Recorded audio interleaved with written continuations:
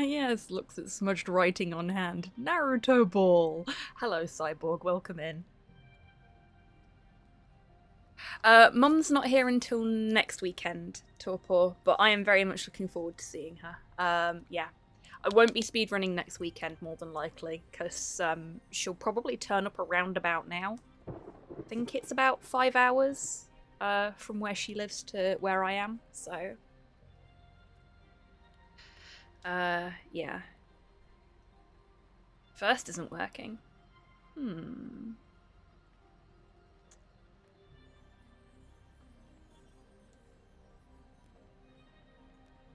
Interesting. This is the first Sunday evening stream I've done since switching it over to the new bot. So it may be that it's got too long of a cooldown on it. Let's have a look. No cooldown at all, in fact.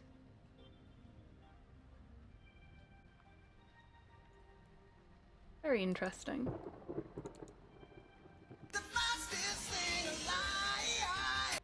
It worked for Torpor.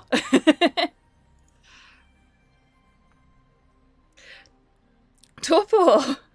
Congratulations on being officially the fastest thing alive, redeeming first in the chat for this stream.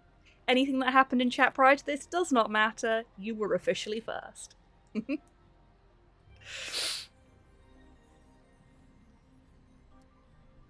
Sorry, Cyborg. I'm glad it does work, though. I wonder if it's... Did you get it earlier? No, Tid's got it earlier. Interesting. Yes, Jukebox is active. You may request whatever you like. Had a little update to the stream layout since last week, because I was a bit bothered with how much stuff there was over the game. Hey D. Hello DMAC. Welcome on in. To you and your raiders. Thank you very much for trusting me with your community. I hope the rest of Banjo-Kazooie went well. You were in the Christmas themed world when I had to duck out. It was a really, really good stream. Folks, if you're not already following DMAC, please do. Absolutely fantastic streamer. It's so good to have him back in the streamer's chair. And, you know, playing Banjo-Kazooie is a fucking great game. So you're missing out if you're not watching him. Finally found Clanker's Cavern. Congratulations, D. Yeah, so as you can see, there's been a tiny little change to the layout. The life split stuff is now on the left-hand side of the screen. Yeah, left. Godzilla Awakens! Hello, Hans. Welcome on in. I hope you're doing well today. Because I was bothered with all the clutter on the screen. So now we've got song queue up at the top, we've got live split over to the left, and we've got alerts when they happen down at the bottom. Which I think is much tidier. And because chat times out after a little while anyway, I figured it wasn't so bad covering up a little bit of the chat window. Because, you know, it's all good. I can see it here anyway.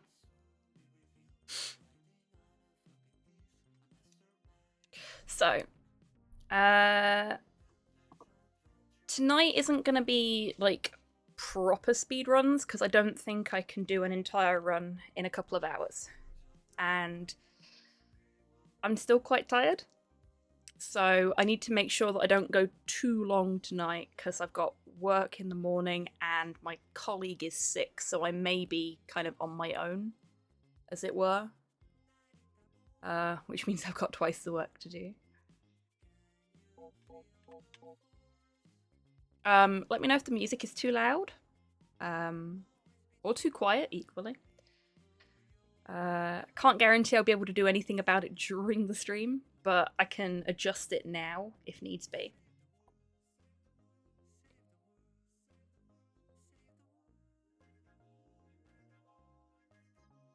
I'm gonna take it that it's okay, otherwise somebody would have said something by now.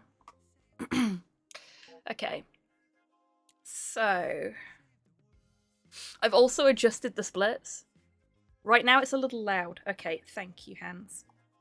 Oops! I just opened a second live split by accident. Hit the wrong button. There we go. It's nice that you can do that, but not always helpful. How's that, Hans? Should be like nice background noisy kind of level now. It certainly is for me. If it's still a bit too loud for you folks, you let me know.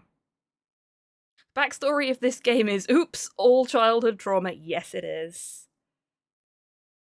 Danger! Rosie, hello. Welcome on into both of you. There's a shout out for Danger. Let's get one for Rosie as well.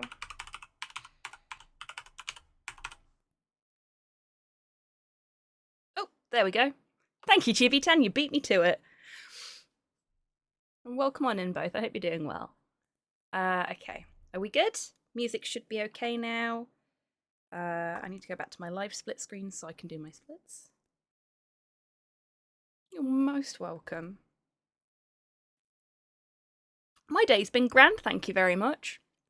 Went to bed last night with a really nasty migraine, had to finish my stream early, which kind of sucked, but I woke up this morning feeling really nice and refreshed, like I'd actually slept for a change, which is hilarious because I was watching a Nightmare on Elm Street film to go to sleep to.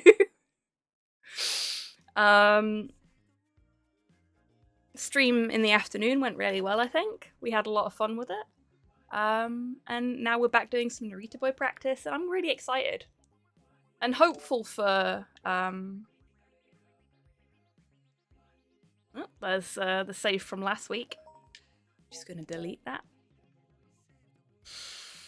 Okay, so I'm gonna time my splits a little differently, and I've adjusted the order of them, because I did a little bit of routing while I was offline.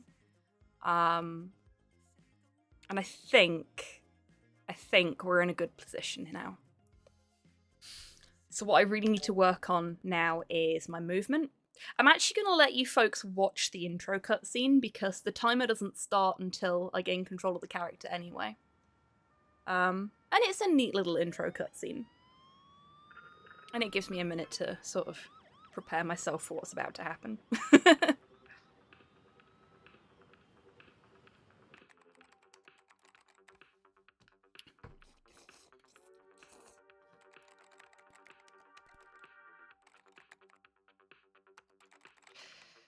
So there's no actual speech in this game. There's a little bit of text-based speech right at the end of the game. But everything is sort of conveyed via little cutscenes and that kind of thing.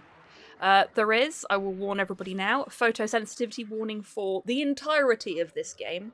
Any major bits that I think could be an issue, I will try and point out, but I'm not very good at doing that yet. I'm still working on that bit.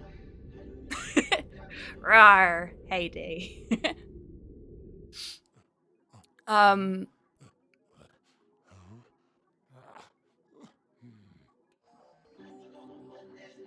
Yeah, so I'll try and let you know. I will also try and let you know about any other like content warnings. There's a bit of body horror in this, and there's quite a few little bits that are not great if you're tocophobic. So I'll do my best to keep everybody up to date on what's coming, so if you need to, you can step away, or brace yourself, as it were.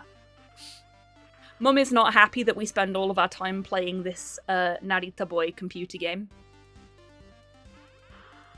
But we're really good at it. Turn off that little machine! That's a very traditional mum thing to say about a computer. Art imitates life. Yes, it does. Well, no, it doesn't with me. I'm not very good at Narita Boy yet. I'm getting there. Things that I didn't notice before when I watched this cutscene, because I wasn't looking for them. He's got a figurine of Narita Boy, he's got a figurine of him, and he's got a figurine of Big Narita in the background. That's really cool. Like, he's just got all of the Narita Boy stuff. So his computer has turned itself on in the middle of the night, and he has been sucked into it. We are basically playing Tron, the video game. And I am about to gain control of my character, so... Zip zap zop, here we are.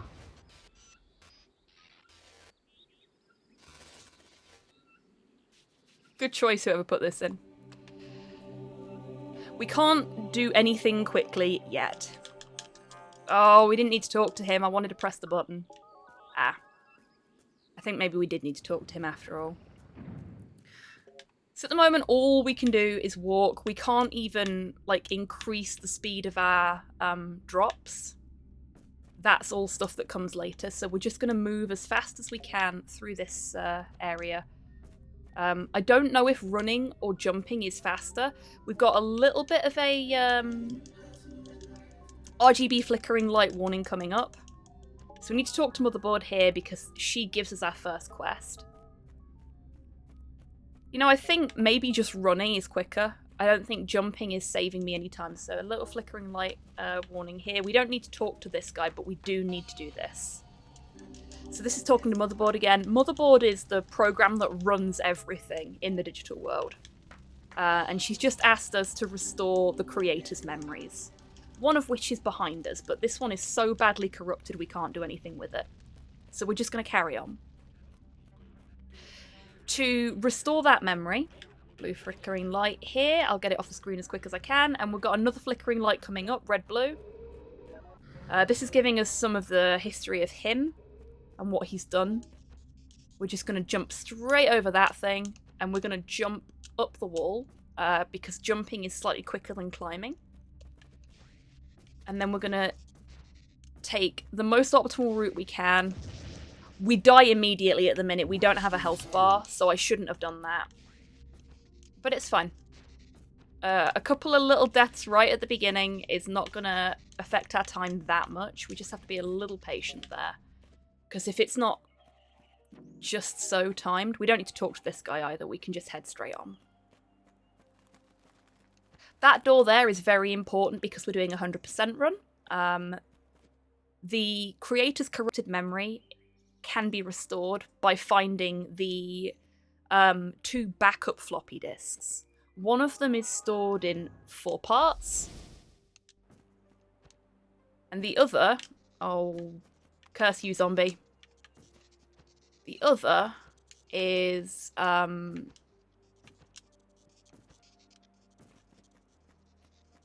hidden in a secret location, which you can quite easily find if you know where to look for it. Just waiting for the cutscene to end so I can move again. There we go. Right. We're going to be heading into a room with a lot of flickering red, yellow, blue lights very, very shortly once we get to the top of this elevator. So we're going to go and get the Techno Sword, which is in this room here. The other room, right, flickering light warning now. We talk to this guy. He says hello. We keep going. Actually, I don't know if we need to talk to him, so it might be better to just ignore him and run on through. We've got a lovely lift inspired by Klimt here. And now we're going to have another flickering light warning. As soon as we get past these grabby hands, which are the bane of my existence. If you try and jump up between them there, they can still grab you, which when you've got no health bar. Right, flickering light warning now. And it's gonna get worse very shortly.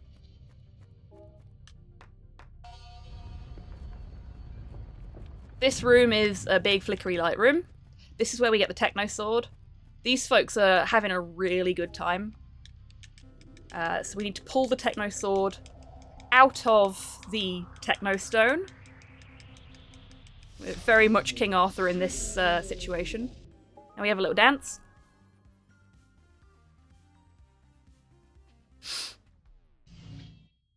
And now I have to do some fighting. This is where we learn our different abilities. We've got Home Run, Shotgun, and Ultra Beam, as well as just Standard Attack. Standard Attack, Shotgun. Shotgun does more damage, but it's close range only, as you can see there. Home Run is holding your basic attack. I don't generally do that, especially when I'm doing the speedrun, purely because it's wasting time when I could be hitting things, even if it does do slightly more damage. Right, the flickering images are off-screen. And now we're into the Tower of the Sacred Tori. Tower of the Sacred Tori shows us what all of the previous Narita boys have looked like, which is kind of cool. It's a little bit of lore for the universe that's never really expanded upon beyond this. We have a tutorial for Hyper Beam. That's what Hyper Beam does. Hyper Beam is my favourite. It's a really nice room clearer.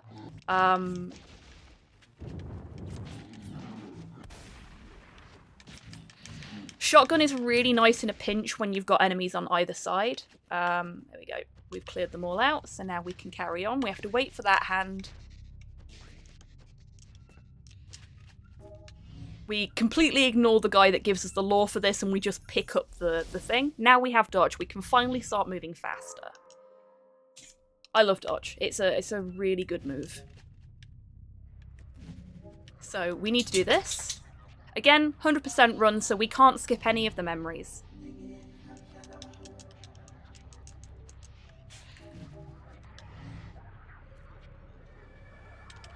Fighting in this action platformer, indeed.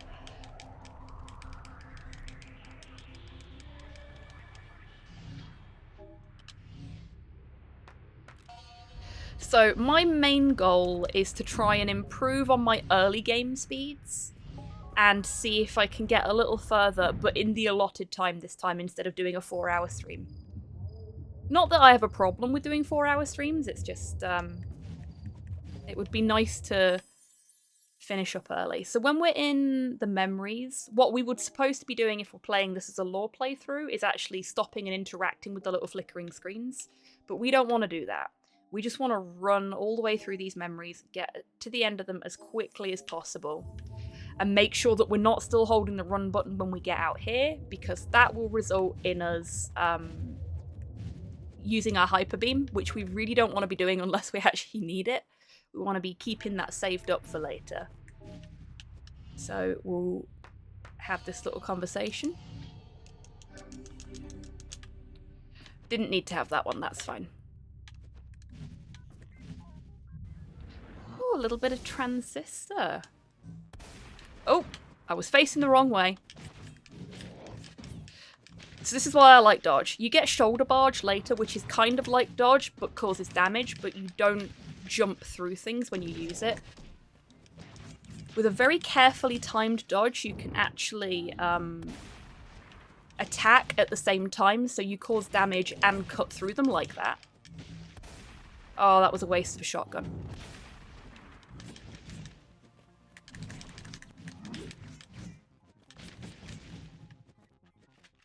My timing on that is still a little rough. Right, so we press that button. That lights up one of the 3 lights on that door for the... Oh, do we need to talk to him? Actually, no, we do. We do. Let's not make this mistake again. This guy gives us a key, so we do actually need to talk to him. There we go. Gives us a key. Off we go. Because there'd be no point in them making the 100% stuff required. So we'll jump over there and we'll dodge out of the way of all this lot. Right, flickering images again. I'll get out of this room as quickly as I can. Cool as it is. Want to be causing as little damage as possible. Minor flickering image of warning here. And I've got a fight to do, so I'll let you know as soon as that's done. We've got bads now, which are tiny little mean old bats. Normally I love bats, but these ones are just flying arseholes, basically. Oh, that was nice. That looked pretty good. That looked pretty cool. A nice thing about this game is that you can just hit your enemies off of ledges. If you can get them to go, there we go. So you don't have to waste so much time hitting them. You can just... Oh, that was a badly timed dodge on my part. And we don't have load yet. Load is an ability that allows us to essentially heal up. We're just going to dodge all the way over those grabby hands and jump straight back into the lift. The fight is over, the flickering images are out of the way. There will be another flickering image warning shortly, though. Right, flickering image warning, and we are out of that room. And down we go, because we don't need to go into the other room yet. There's nothing we can do in there right now. We could, again, if we were doing a lore playthrough, go in there and have a chat with the guy that's in there, but it doesn't serve us to do so in a speedrun. So we press the button. Now we're going to go to the garden. The garden is actually one of my favourite parts of the game, purely because it's so fucking pretty. And because there's bunny rabbits here.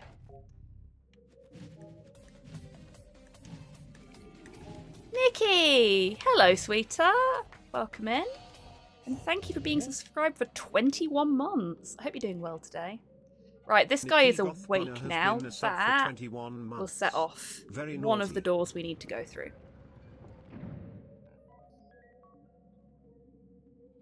And that was really well timed as well, because I could look over at chat for that one. So what we need to do here is power up the transporter that's at the top of the area. And to do that, we need to find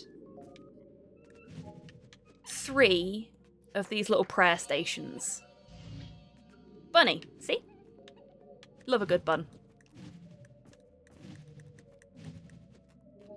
We need to press this button here, because that is another one for the access gate for the backup floppy piece. And then we go over here and get our last one, and that was a perfect landing. I couldn't have done that any better. I'm quite pleased with that. How are we doing for time? We're doing okay for time. I've cocked it up a little bit.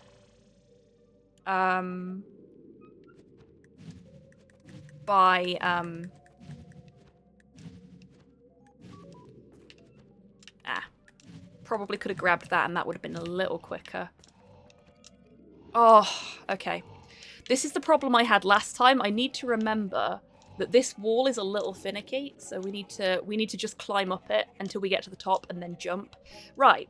We could quite easily get the code for this by observing what the sleeping shepherd is dreaming about, but I've got them all written down here because it's quicker that way. The codes don't change per run, so I just have them all noted down so I don't have to worry about them. Thank you for the treat for me, Nikki. The next time we have like a cutscene bit that I can't skip, I will grab that. Same for the treat for Porthos. So we're going to have a little pray to the Quantum Meditator, who is very cool. He's going to wax lyrical at us for a little bit and then give us a key, and we're going to leave.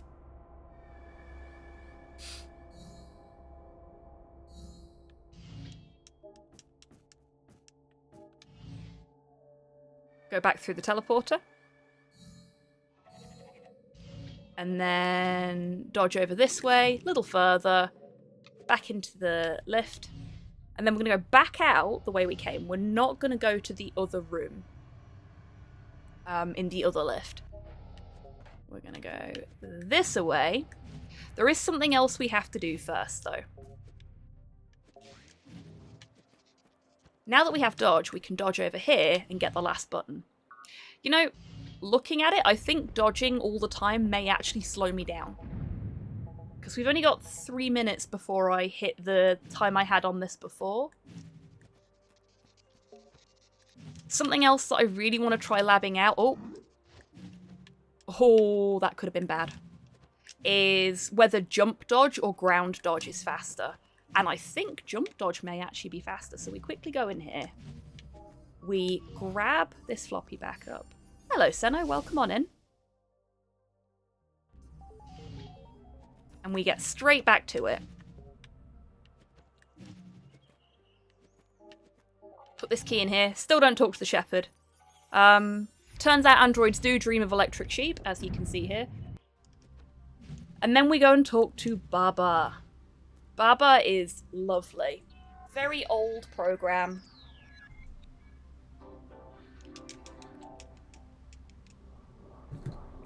The treat for me, Nikki, is a flower.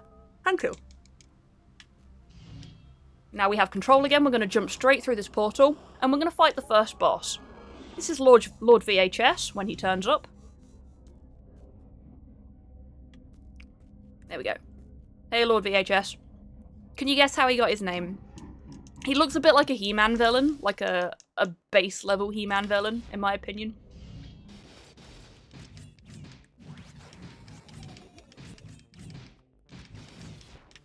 So the way Lord VHS works is he will teleport on top of you, and then he will try and hit you with his big super attack.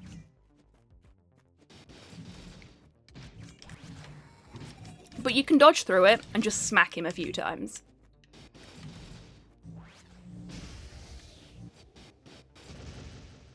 And that is Lord VHS done. And under my old time. I'm happy with that. I'm very happy with that. That was really nice and clean. Not hitless, unfortunately, because I decided to take a chance with smacking him with the hyper beam there, but it worked out really well. There you go, Porthos. There's a treat for you.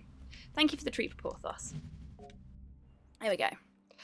I am very badly hurt, so we're going to go back this way. We're gonna do a quick zip over here. We're gonna jump over this dude, and over this dude, and over this dude, and in here. Zip zap zop over this way. Using the momentum of the jump dodge to help us along.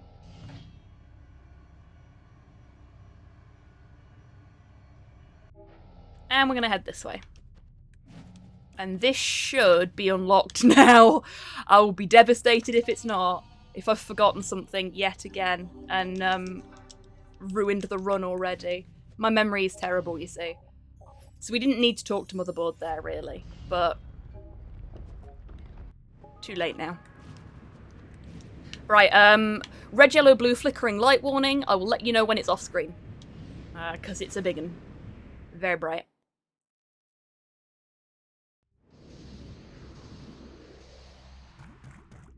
Oh dear, he didn't enjoy that at all. The flickering light is gone, folks. You can look back now. This section of the game is the section with the biggest tocophobia warning.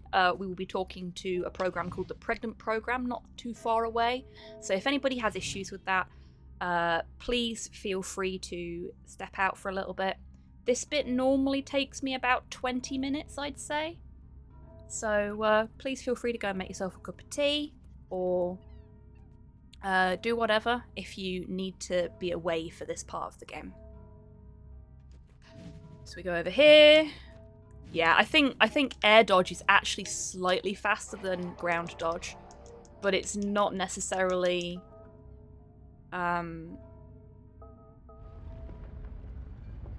best to just use it. So we spoke to this I think he's called the Stag Master or something like that. And he's given us a bunch of quests to do. We've basically got to explore, find things, unlock doors. You know, your standard sort of hack and slashy adventure type things. Let's see how far I can get through this fight without taking any damage. Not very far. That's fine. I only had the 1 health left anyway, and it's better to die at the beginning of a fight than near the end, because you have to do the whole thing again.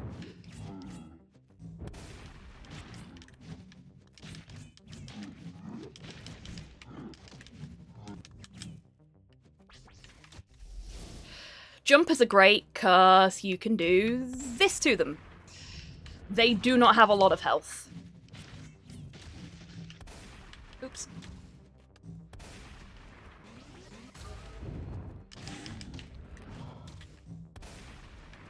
Twofer, very nice.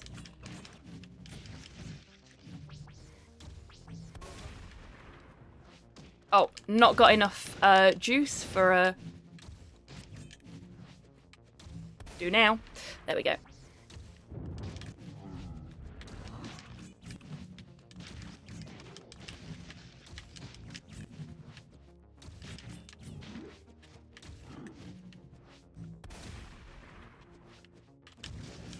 There we go. We'll do a quick load there while we wait for the door to open, and we'll jump over. We don't need to worry about that bed there, we can just carry on up. But I'll tell you folks what happened there anyway. That was a flashback to the creator sleeping and being woken up by a phone call. And now we get to meet Daddy Bomb! Why is Daddy Bomb called Daddy Bomb? Hopefully you'll never find out. Oh, he moved. Curse you, Daddy Bomb!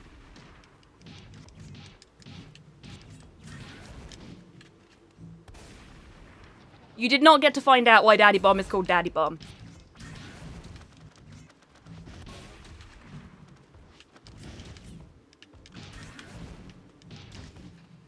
I'm in a very precarious situation right now.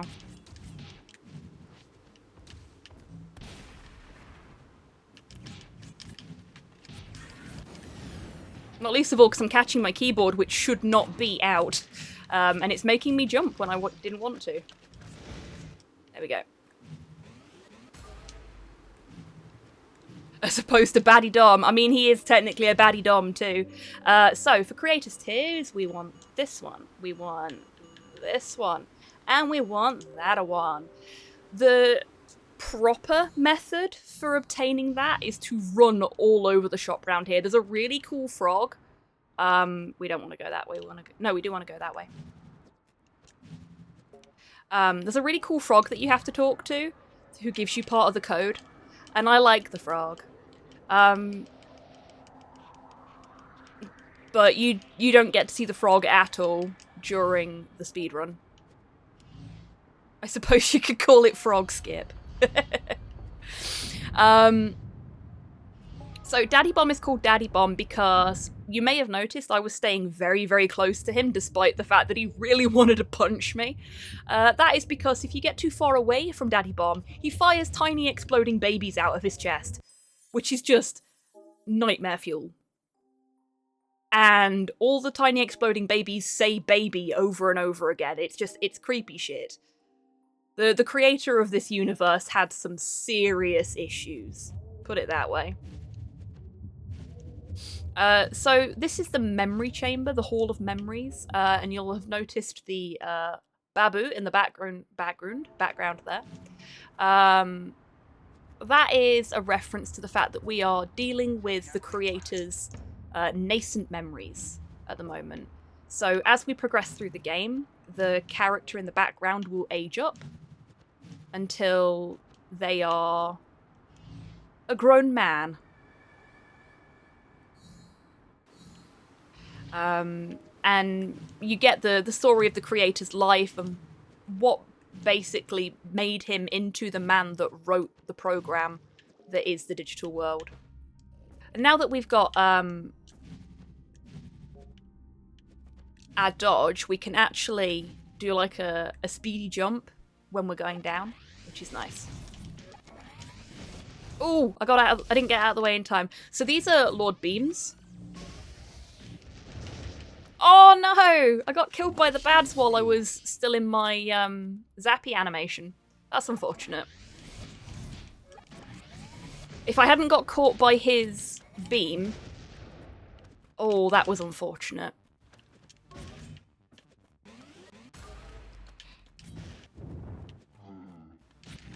Yeah, if I hadn't got caught by his beam, then that wouldn't have been so bad, but...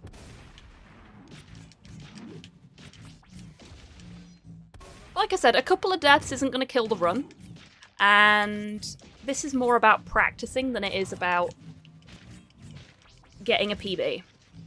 If I can get a PB, that'd be great, but I don't expect I will. We done? We're done.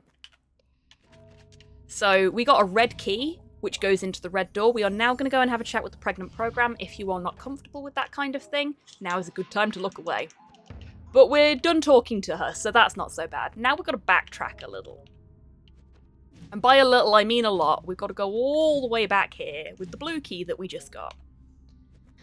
Back to Creator's Tears. I think this is the single most backtracky bit of the game. I could be wrong there. But it certainly feels like the most backtracky. The Blue Kingdom also suffers from a bit of backtrack fever, but it doesn't feel quite so intense because you're not doing it so quickly. Nice thing about this is once you've unlocked the code for a specific teleporter to take you to the location you're supposed to go to for the critical path, it leaves that code at the bottom of the screen so you don't have to have it written down anywhere. Right, let's see if I can angle this right this time. Nope! I died. Okay. Oh! Okay. Third time's the charm, right? There we go. Impaler's not going to get a chance to actually show off his skills, but he's a pretty neat fight. We'll see more of them later.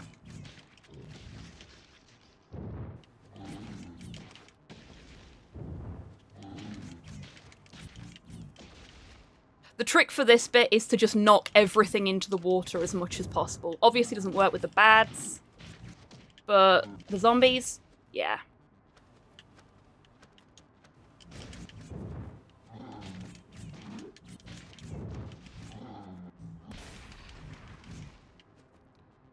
If you've got shotgun ammo, now's a good time to use it, because that also does a lot of damage. Oh, but that's that fight over and done with fairly quickly, so we can take that. We want to zap ourselves over here. We don't need to talk to this big computer, this big program. We just need to grab the key out of their tum, which is exactly what we're going to do. That's actually 2 programs. I don't want to know what they're doing. Then we go straight back this way.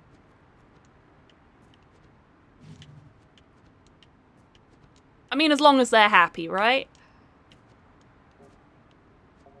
I wonder if Narita Boy walking in on 2 programs, doing the program romance dance counts. It is the same as like walking in on your mum and dad. No, Porthos has not violated any chemical bans today. He's been a very good non-Geneva Convention violating doggo. So we'll dodge over here so that we're avoiding some of the running required.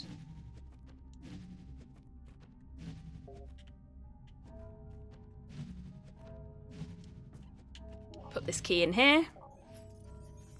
2 programs compiling. Yes, I think that may be what they were doing. Flickering image warning again here. I'll get out of this room as quickly as possible. We're just having a quick chat with the master code shifter before we go on to the second boss fight. This boss fight is a pain in the ass. This is Glaucoma. He is a bit of a body horror guy. Flickering image is gone, but we do have to deal with Glaucoma now. So Glaucoma is invulnerable right now. He is big and soft, and that makes him safe from harm from us. But he's also prone to exploding. So what we can do is wait until he goes all Akira on us. Make sure we're keeping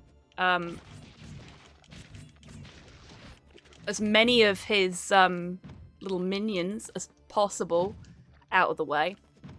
We are a little low on health, so I can't chance it too hard now.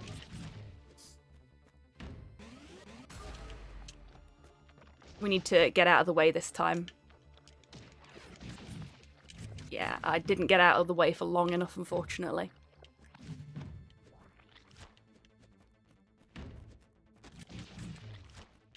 The nice thing about him dropping these little buggos on us is that they at least give us a couple of extra hits that charge our weapon up. That was nice. That was quite smooth.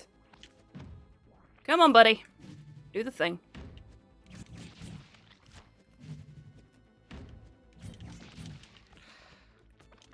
think I got a couple of hits in there. I don't know if they actually worked. Didn't get any in at the end, unfortunately. Really, really in need of some health. Now, I died to glaucoma on my last actual run, so I think even if we're being a little more patient and trying to build up some health again, not that that's going to work when I do that.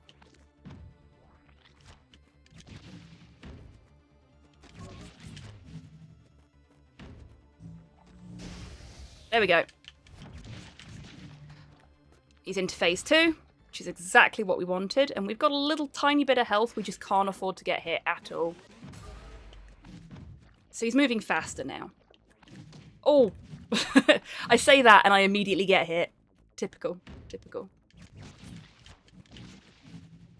He's going to be a lot more aggressive with us now.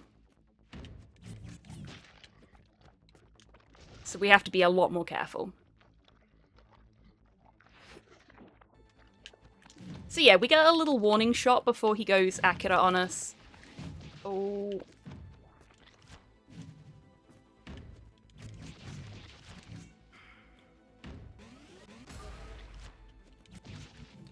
Shit. I couldn't get out of the way in time then. No! Oh, I died. That's a shame. Could not quite grab the wall. So we're going to be a little more careful, a little more cautious this time.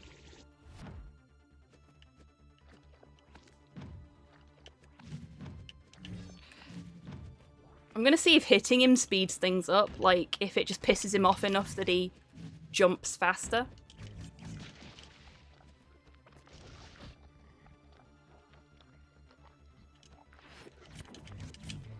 Was hoping to maybe get a sneaky hit in there just as he was coming out of it, but no dice.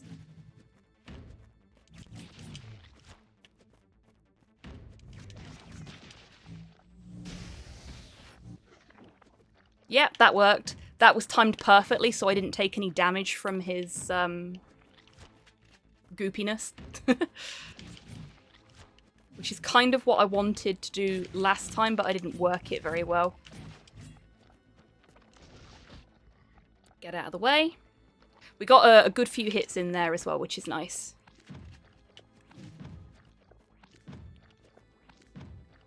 Now, I think something to test next time he goes goopy is whether my shotgun cancels out his ability as well. Oh, I hit the wrong button. And I didn't time it very well, so I still took damage. Not a lot of damage that time, though. That's nice. He is getting close to death. I think we can maybe afford to be a little bit more reckless now, because the heartbeat in the bottom corner there is... There we go. Beautiful! And we got a time save. Despite the death. Flickering image warning again, folks. Quickly talk to the Master Code Shifter. Master Code Shifter gives us a key. This key will allow us to transform into stag mode. So we now go over and talk to this fellow, who's the Stag Master. And look at us. We're a stag now. So this is a nice peaceful bit of the run. We're just gonna trot through the forest in our stag form and just enjoy the beauty of nature.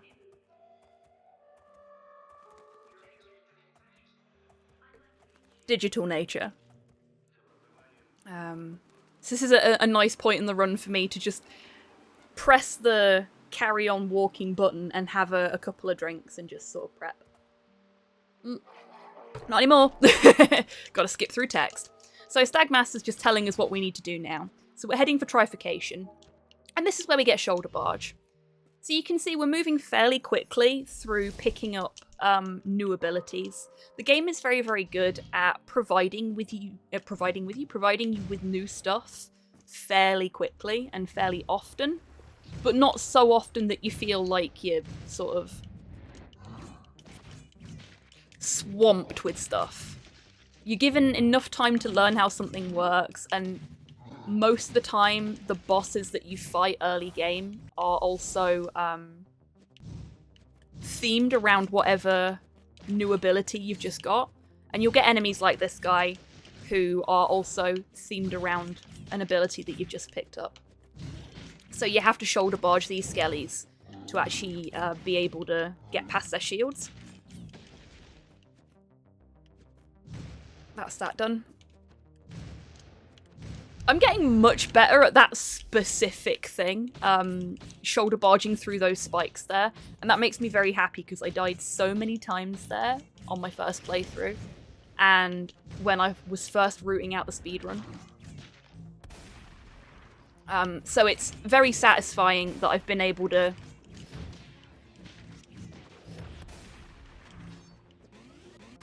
we'll get a load in there.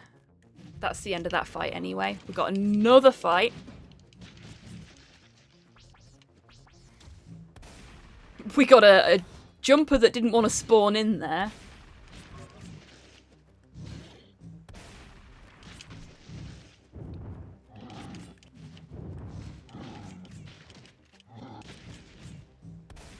That was a waste of a shotgun blast, but it's fine.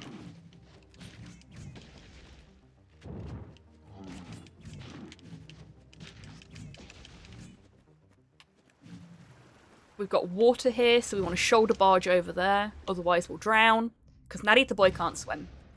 And now we're going to go and fight Black Rainbow. We don't actually need to talk to that guy, I don't think. We'll have the Black Rainbow encounter, however, whether we talk to him or not. Black Rainbow is one of my favourite bosses from the entire game, purely because she's just such an interesting design.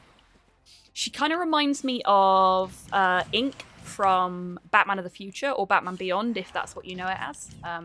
Certainly what I know it as.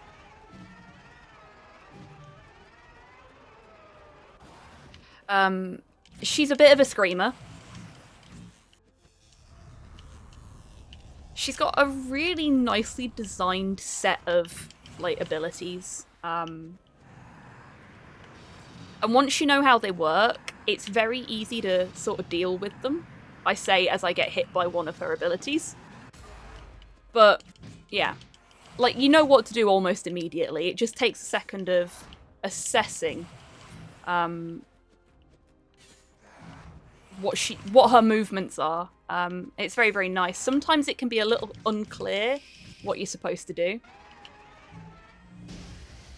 So for that, you can either shoulder barge her, or you can hit her with the hyper beam.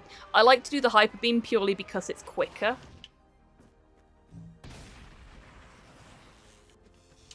But if you don't have hyper beam loaded up because you've not hit her enough times, like you're halfway through the fight, then shoulder barge works well too.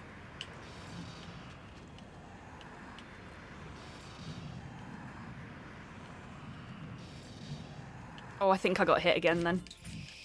Here we go.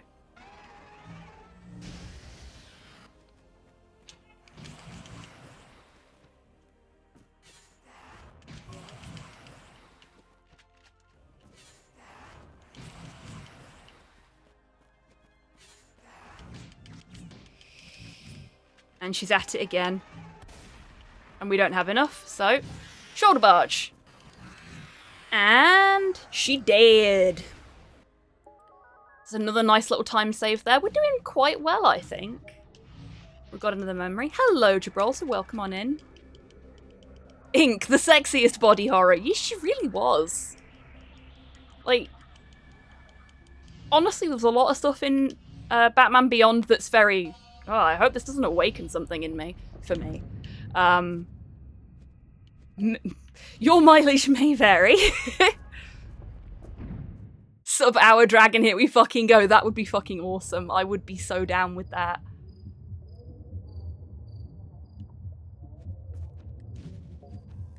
Like, if I can get to the sort of midpoint of the game without breaking my "this stream is supposed to be 2 hours long" rule, then I will be so fucking happy.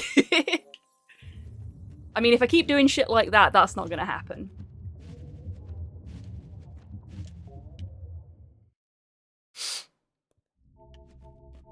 So things you find out about the creator as you're going through his memories.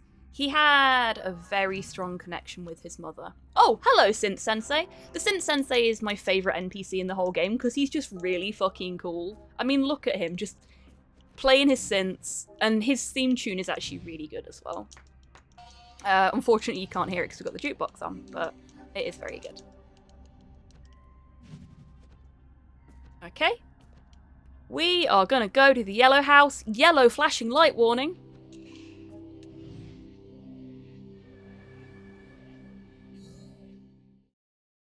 This is the first of 3 houses that we need to visit. The yellow house, the red house, and the blue house. The red house is the house we visit last. Yellow house is a desert. And this is where we meet our first companion. This is Tailbeam. Tailbeam is one of the 3 dudes who protects the kingdom. He's like a superhero in this world. And he gives us the power of Wildfire Yellow, which you will see in action very shortly. So Wildfire is an ability that the dudes bestow upon you, which gives you increased damage over enemies of that variety of wildfire. We're just going to get Tayo to deal with these. They also have their own superpowers that they share with you. Like this. Now, the reason I turned off the wildfire is because he blocked that. Fucking rude. And I died. That sucks. Okay, that's fine. That's fine. We've already got Tayo, so we don't need to stop here. We don't actually get increased damage against enemies that don't have the fire above their head. In fact, if we're using the wrong colour wildfire, we'll get decreased damage against enemies.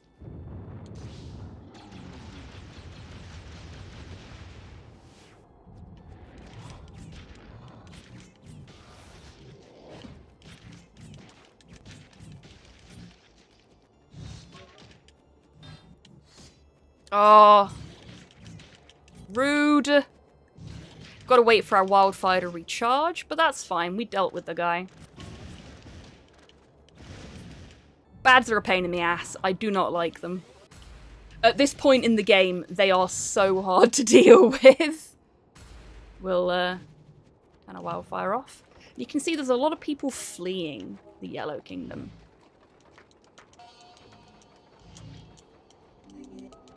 So we have a quick chat with Motherboard, and she tells us what's going off. Basically, the Yellow Kingdom is the one that is most afflicted by the... I'm just gonna damage boost through these guys. Fuck this noise. It's been the most afflicted by the war with him. It's never suggested what him stands for, but I like to think it's his Infernal Majesty, like the band. Now we've got Uppercut. Uppercut makes dealing with things like the bads a lot easier. But also, can't block downwards. Oh, shit. Forgot about you.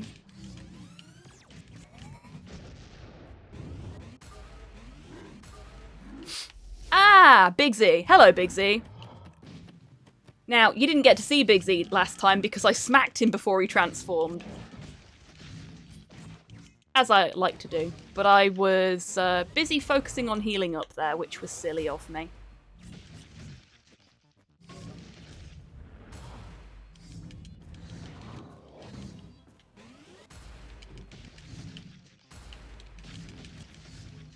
We good? We good. There we go. That wasn't so bad. We're not going to bother going that way because that is stuff that we do not need. Come on. There we go.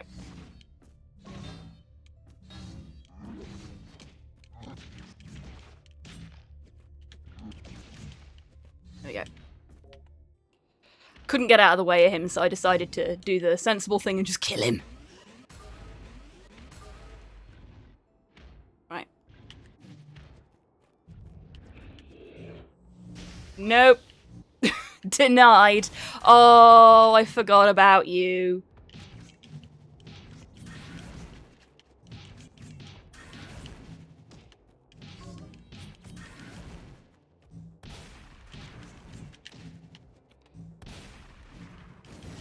There we go. Daddy's dead. I say that a lot on this stream.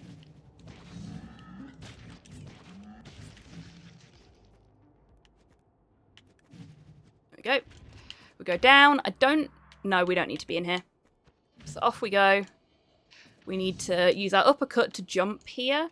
And there's doors and things that we can't access right now. So we go the only way we can. We press this button here. Hello, Podlord. Welcome in. I hope you're doing well. I am grand, thank you. I hope you are doing well, and that if you celebrated Mother's Day today, you have had a lovely Mother's Day. Oh.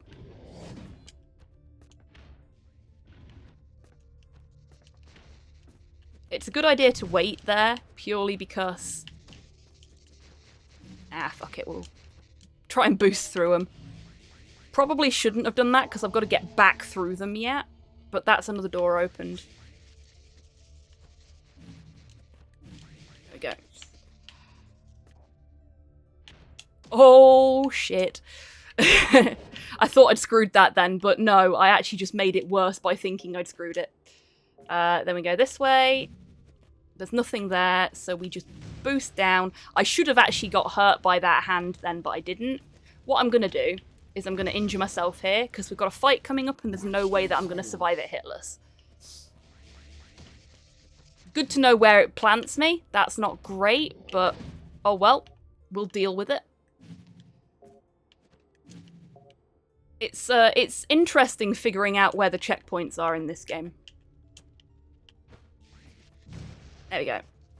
If I can consistently land about there, I think that getting through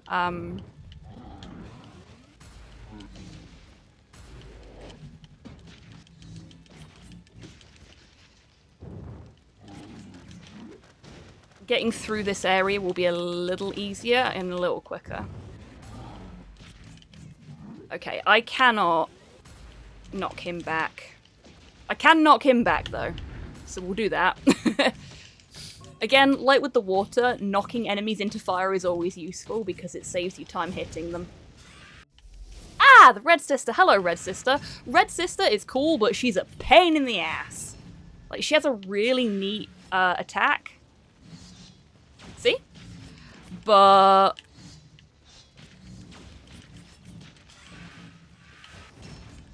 she also hits like a fucking truck.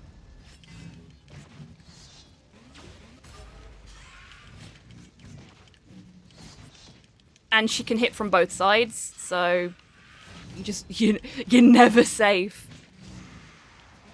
Also, her death animation is really cool. There we go. We'll get through here. And jump up here, and down here. We go straight down, we talk to this guy. And then we go this way. I always get this bit a little muddled in my head because there's some people you absolutely have to talk to and some people you don't. I think he's actually one you don't have to talk to, so I may have wasted a little time there. But it's okay. Okay, so now we've opened up the path to the city proper.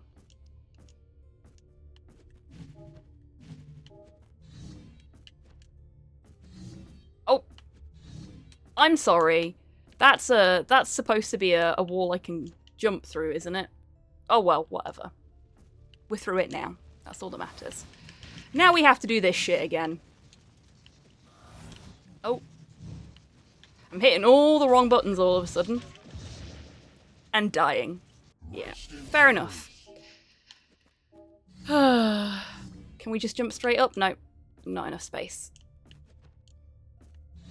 Yeah, I should have been able to jump through that and it was blocking me. For no apparent reason.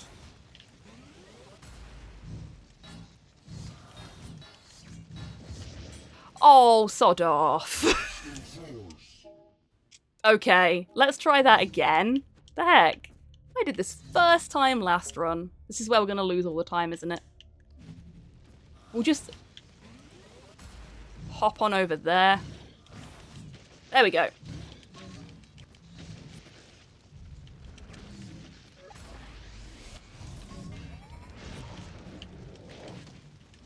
I dodged straight into that then.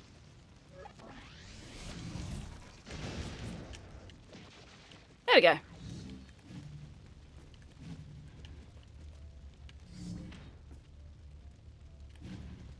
Dodged the wrong way. Just going to damage boost through them. This is something I was talking to DMAC about.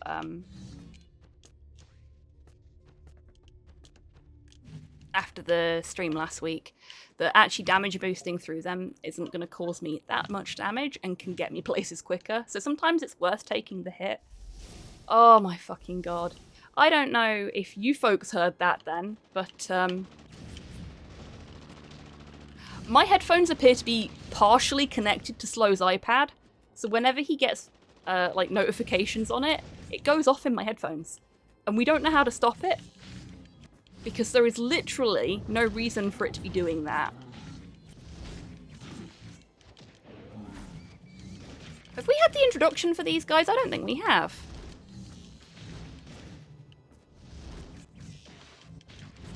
Normally they get introduced at Creator's Tiers. Huh. Did I somehow skip an entire fight?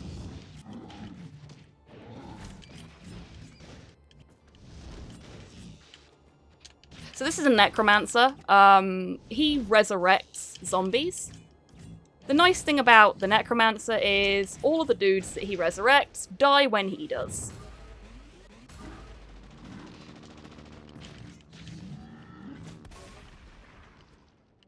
Where's he coming from? Missed. There we go. Got the Baron. Same cannot be said of the Red Barons when they drop grubs on you.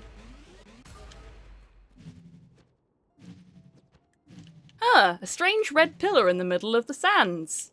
That couldn't possibly be something we're gonna have to deal with later, like a boss fight or something. So we're not gonna bother with this guy. We're just gonna...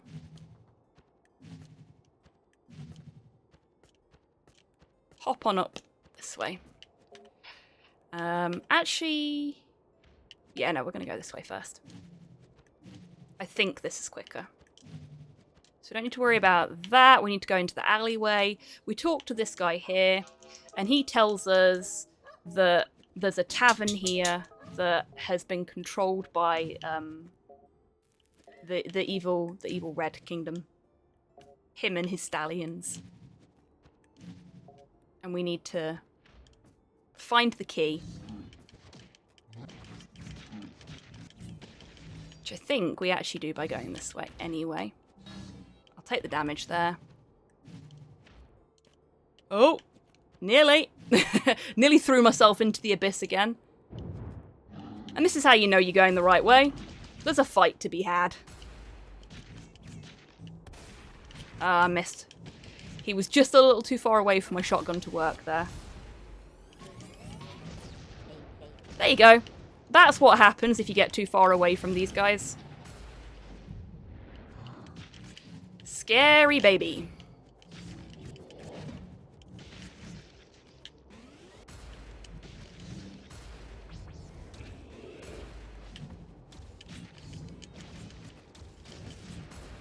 We done? We're done. Good. That was pretty good. Okay, so we're not actually going to go where we're supposed to go here. What we're going to do is we are going to go to...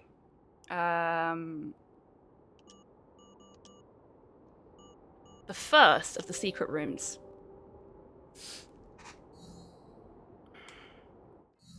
Huge, irritating machine. That is a perfect description of him. Yes. Okay, so we've got the first of the backup floppy disks. These are missable. This is why this is a 100% run instead of just an any percent run. Because we are going off the beaten path deliberately. Okay, and now we're going to go to a place called Oasis. Not the band. Oh, maybe the band. No, not the band.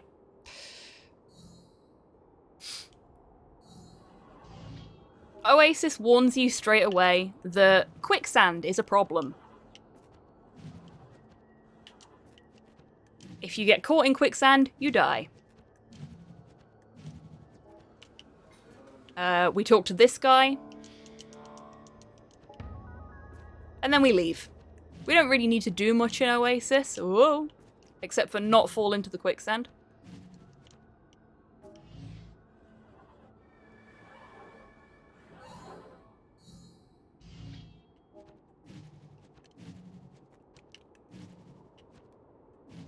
Oh!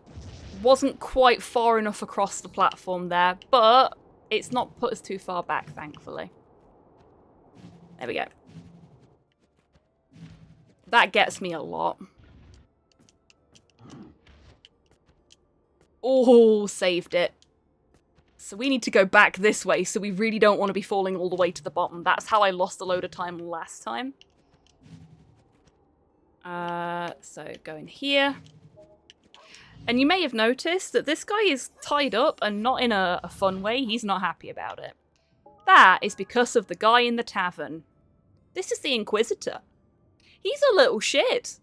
We do not like the Inquisitor, or what he does to poor, unsuspecting Yellow Kingdom folk. I keep calling it the Yellow Kingdom. I think it's actually called the Yellow House. Where is he?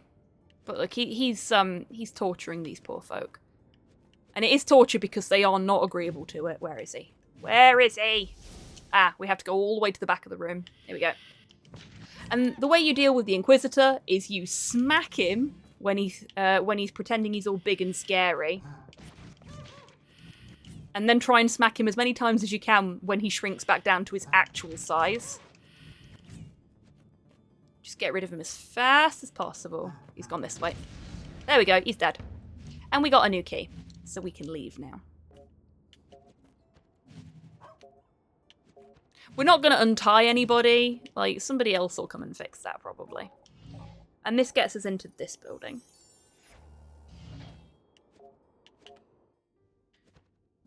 I don't think we are going to get a sub-hour dragon, unfortunately. So now we can enter the storeroom, because we talked to this guy. I have not figured out the correct way of dealing with e-coders yet.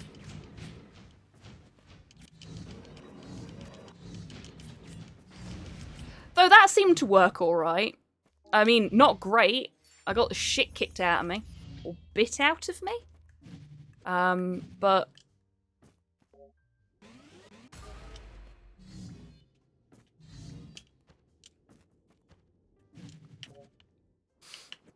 very nice choice of music, whoever put this in. Drop all the way to the bottom, duck out of the way of that guy, fail miserably at ducking out of the way of that guy. Oh, no. I have missed a step in the process and lost a load of time as a result. Yellow House always throws me. We need to go talk to the king. This might be a good time for me to die. Yeah. Totally skipped my last request. Oh no, I'm really sorry. No, we've already got the key. We need to go out this way.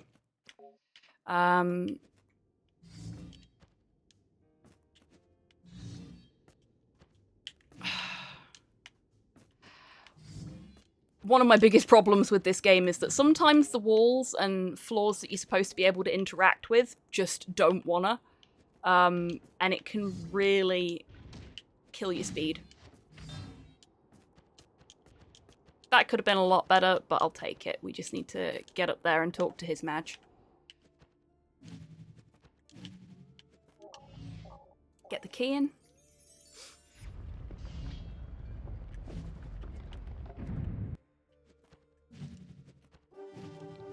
Now, we have to wake the king up and then talk to him. So he's awake now, and now we can talk to him. There we go. So it's 2 interactions to get the key. And now we've got the key, we can go where I was going before. Silly me, I completely forgot I actually needed to go and talk to the royalty. Ooh. Boost down here. dodge out of the way. That was what I was trying to do last time. There's a cute little robo puppy here who, unfortunately, you can't pet. And, oh my fucking god. I don't know what I'm gonna do. Slow insists that, these headphones aren't connected up to his iPad anymore. But still. I think next time we have a cutscene, I'm gonna switch to my other headset. Because it's pissing me off. Something fierce. Don't like how the modem horse gyrates. That's fair.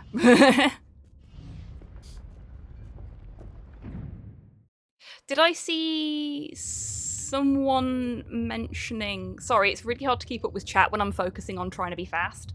Did I see someone mentioning that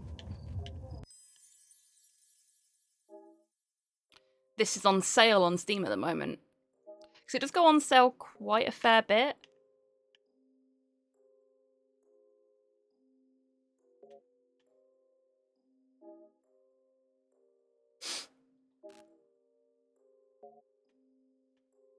It's $5 at the moment. Oh, wow.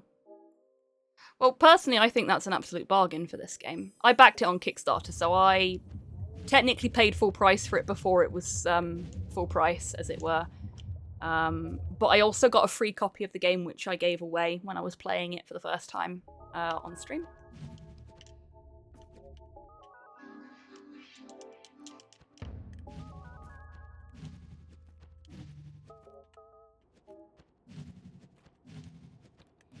Okay, so we've had a couple of silly deaths here. This is Dragon. This is the next boss.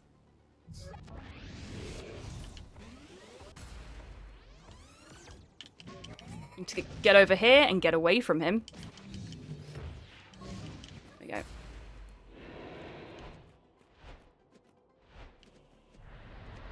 Oh shit. I got distracted by the dog. And now I can't seem to uppercut, which is embarrassing. Come on, Narita boy.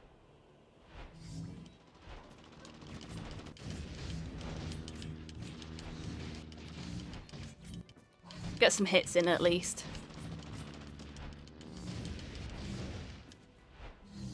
Right, he's gonna run off now.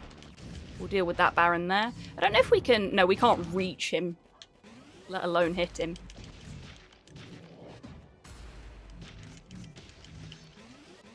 Ooh. Boost some health while we wait for him to do his flappy flap. There we go. That's how you're supposed to deal with that.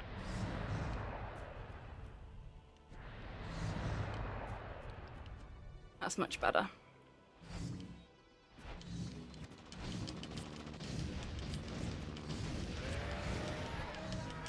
Shit!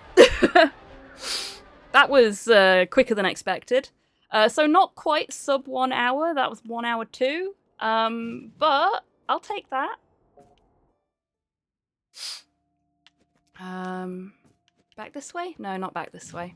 Fuck, I've forgotten where I need to go. I have totally forgotten where I need to go. Horse. Horse is where I need to go.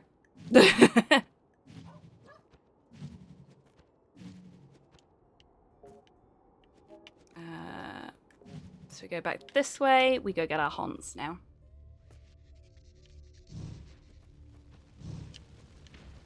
Oh.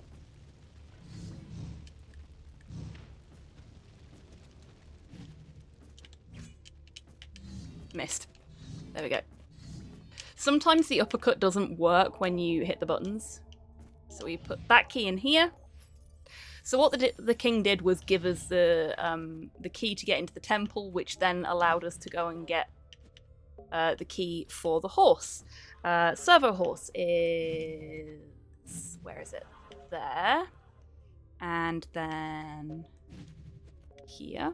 And then here. And then square. Square, square, square, square, square, square, square.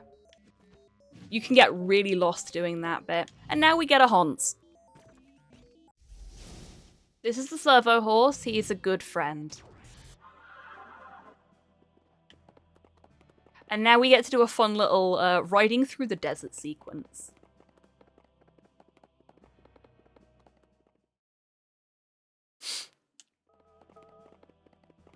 I quite like this. This bit's fun.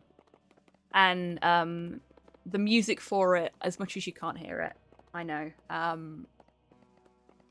is still very synthy, but also it's Western inspired. So we have jump, and we have shoulder barge. The idea is you shoulder barge through enemies, you jump over spikes.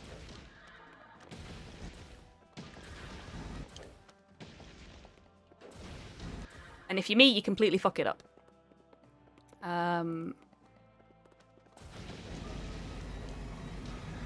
Oops. Like that.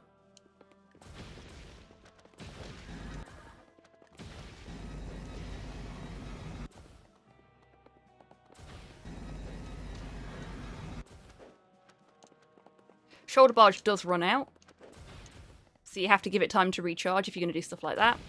But it recharges faster when you hit stuff.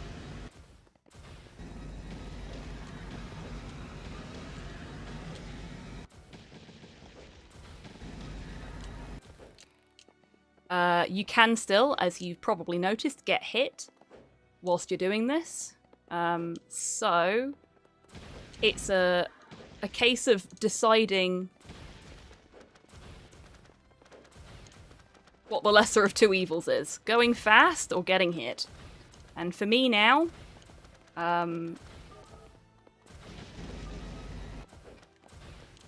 we got to be careful, because I don't have a lot of health. But we are recharging health as we rush through, so... Just shoulder barge a tank there. It's like that Google Internet game. It is a little bit, yeah. A little bit. And now that we've done that sequence, we can only do like little shoulder barges. Now we need to hitch our pony up here. Gotta move at enhanced speeds. We do, but we also don't want to die because that puts us right back to the beginning. We can't get inside this building because the door is locked. So, we're gonna do what any self-respecting hero would do. We're gonna go through the back door and open the window. Ta-da!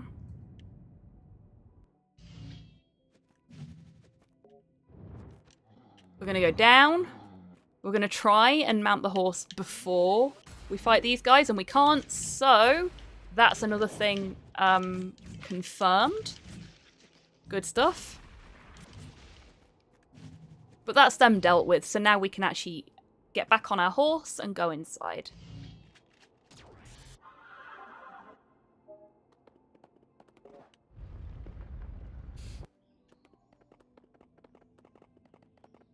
So now we're going to get a little upgrade for our horse.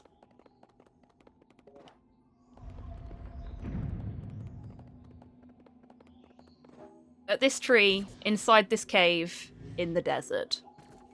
It's a perfectly normal place for a tree to be. We're going to meditate at the top of the tree.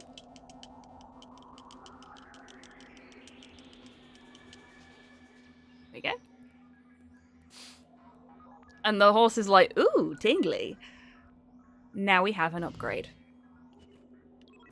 For anyone that's not seen this game played before, this may come as a nice little surprise.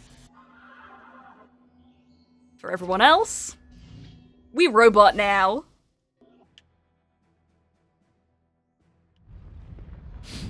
Servobot is fun. I was so excited when I encountered Servobot on my first playthrough that somebody clipped me making a very weird noise. I made a lot of weird noises playing this game because it just makes me very happy. It's like they made a game just for me. So you're basically going around trying to restore order by killing a bunch of things. Yes, let's not think too hard about the fact that all of the things that I'm killing are also made by the creator, who we're supposedly trying to save.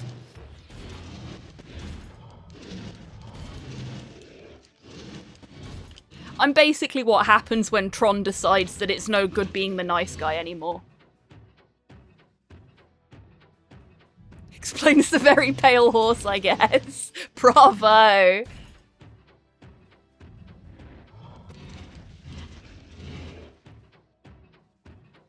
So I like Servobot. Servobot is a little on the clunky side, like he genuinely feels quite heavy to play, which is kind of what you want.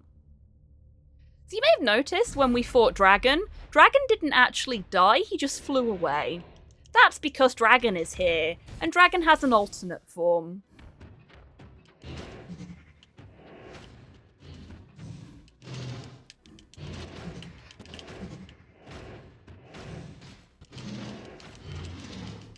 I take a lot of hits during this fight, and I really wish I didn't.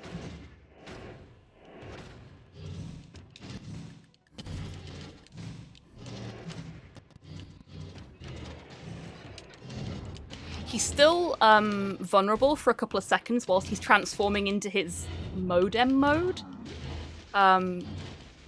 which is nice.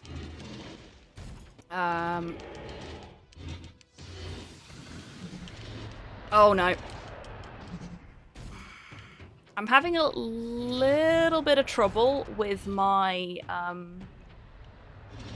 controller not wanting to do the oh.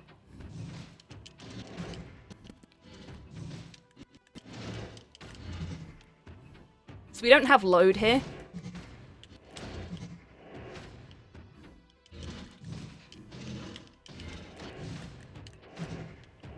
Which is why I'm being a little more cautious.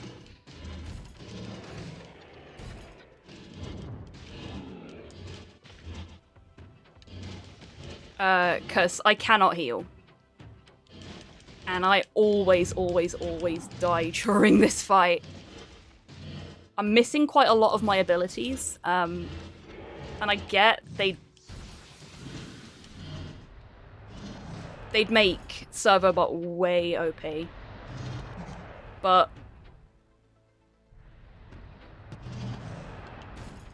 at the same time...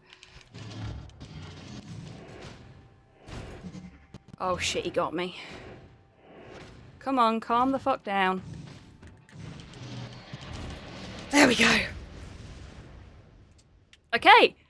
That's another time save there. I'm down with that. It's only a small time save compared to last time I played this, but it's still progress. Oh yeah, I forgot to turn the treat for DMAC thing off. I mean, he's in chat, so if you redeem a treat for him, I'm sure he'll do it. Heck, he doesn't even need the redemption. He'll just redeem a treat for himself. 9 times out of 10. We've got another memory going on here. Because I can't turn that one off from my little sidebar menu, I always forget about it.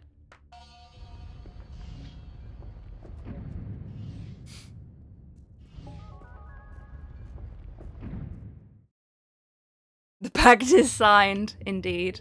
So you can see in the background now we've got like a kid, teenager at most, I'd say. Not a grown up yet, but on their way.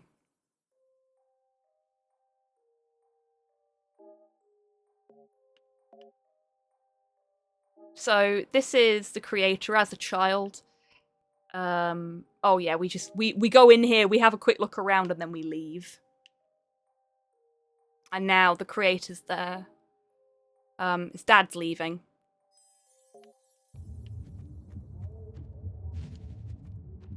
Oh, all the treats for D. Lovely. Love it.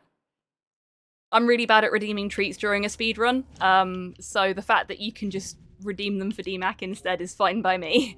We got a yellow flickering light warning. I will let you know when that is off screen. We are done with the Yellow Kingdom. We are now going to go to the Blue Kingdom. Yellow flashing light is off the screen, but we are going to be seeing a blue flashing light very shortly.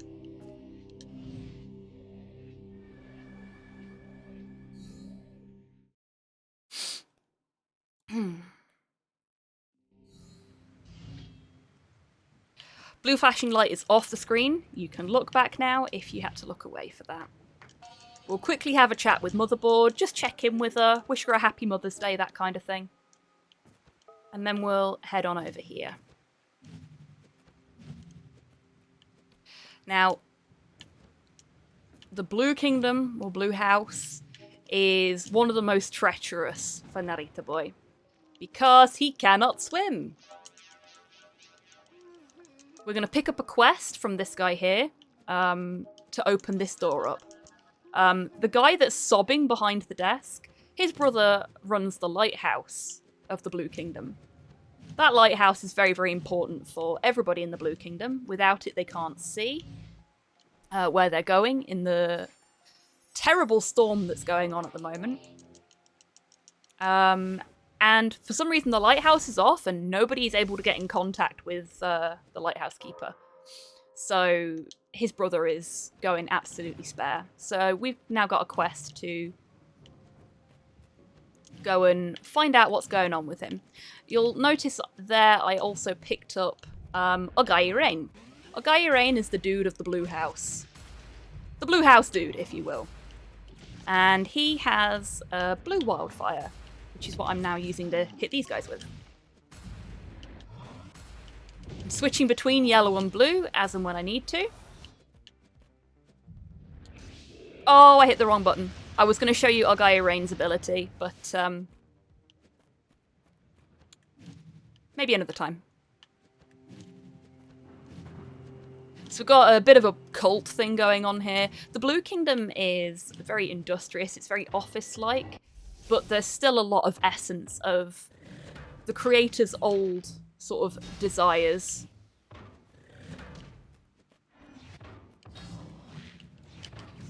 This guy is a pain in the ass, because if he hits you, he knocks you halfway across the map.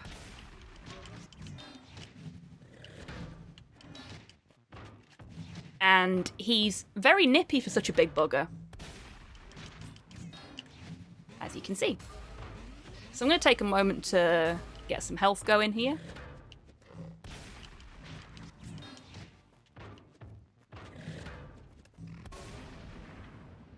Nippy, but not immune to being shot. There's our Guy Rain's ability.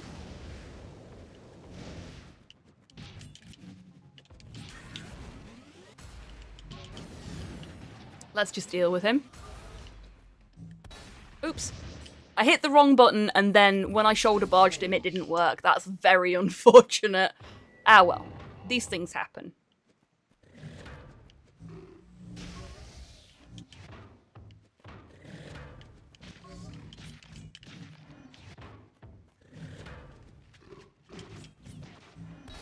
Oh, wasted my shotgun shells there.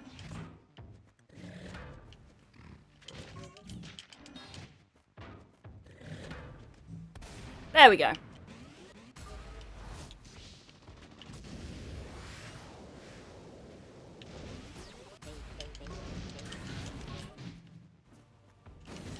There we go. Got another one. There we go. That's better. That was much better. Much cleaner.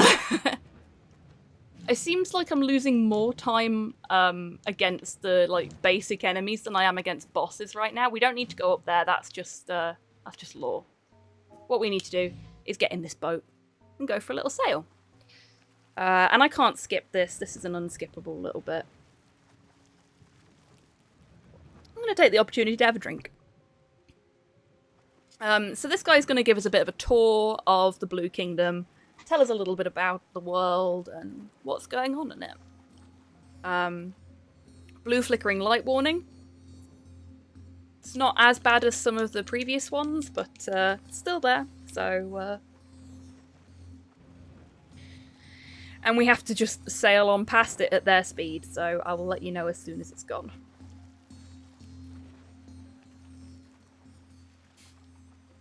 And it's gone. Nice and moist. Oh, thank you for the hydrate, Mum. Good timing. Welcome in. I hope you're doing well.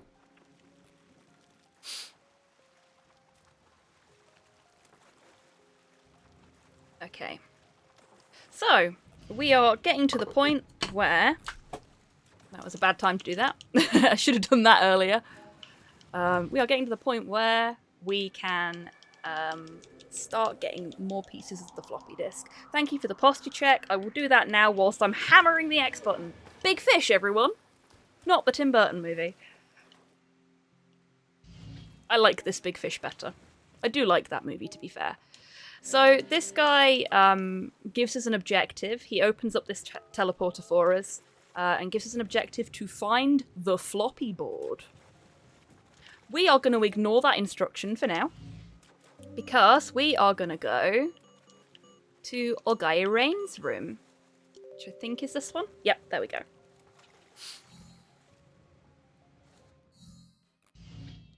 Happy Mother's Day, Mum. Yes, thank you, Torpor.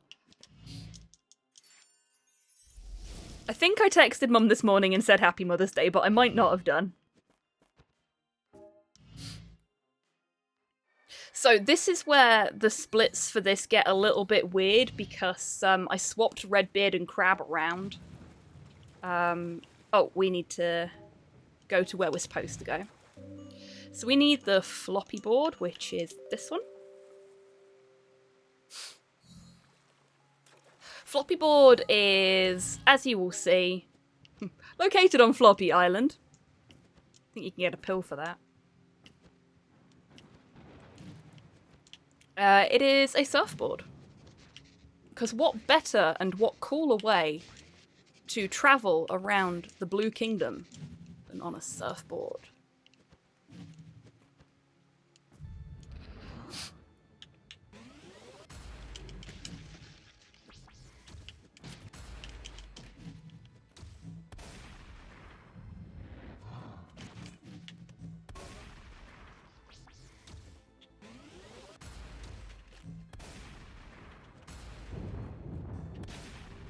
Oh no.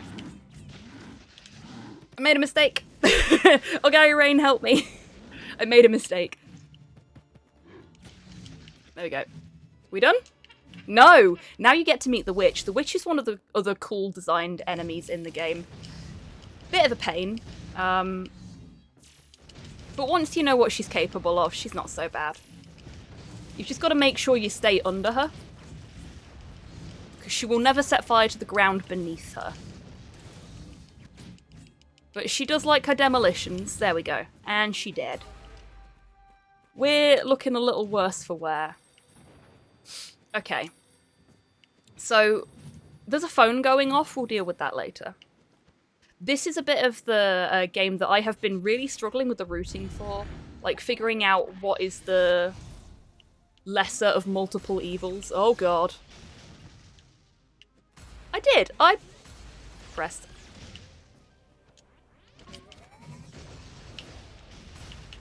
So I pressed left on my, There we go. Oh. I pressed left on my, right thumbstick to... Where is he? There. To summon the blue wildfire. There we go.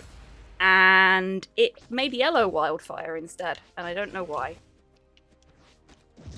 Oh no. Why did I try and shotgun in midair? I know that doesn't work. Because I wanted to deal with these guys at the front here first. Right, let's try that again. Ow.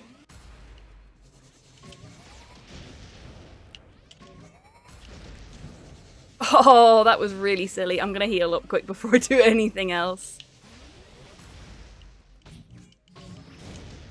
And you can stop it.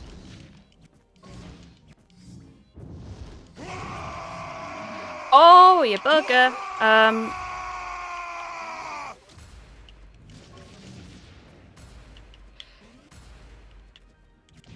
Slashy! Thank you so much for the raid. Welcome on in to you and your community. Thank you so much for bringing everybody here and trusting me with them. It's very kind of you. I am not quite mid. Oh, come on, Narita boy. Hello there we go. I am not quite midway through a speedrun right now, so I'm not keeping up with chat as well as normal, so I'm sorry about that. Okay, so that's the cliff dealt with. Let me just, Hello everybody, welcome on in. If you've not been here before, my name is Hobbytan. I am a variety streamer based in Scotland, and this evening we are running Narita Boy. This is the second time I've done a proper speedrun of Narita Boy.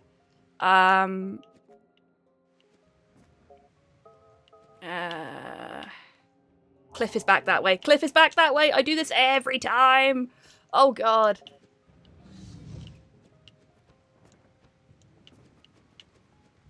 Oh shit. Okay.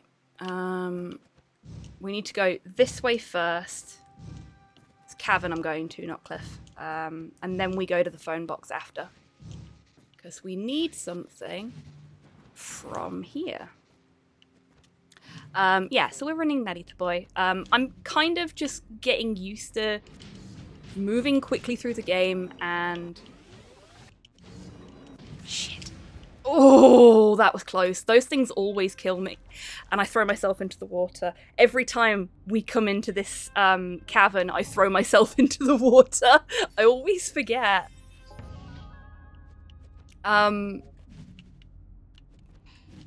Yeah, so this is maybe the second time I've done a proper run of Narita Boy where I'm timing myself and stuff. But I'm still kind of figuring out the best way to do things, and... Ooh, there's like a little bit of leeway there. Very nice. Very nice. My first full run was, I think, a little over 4 hours, maybe a little under. I think it was over though. Okay, phone box. Phone box is... Yeah. Looks like a super fun game. I absolutely adore this game. It's one of the first games I actively attempted to 100%.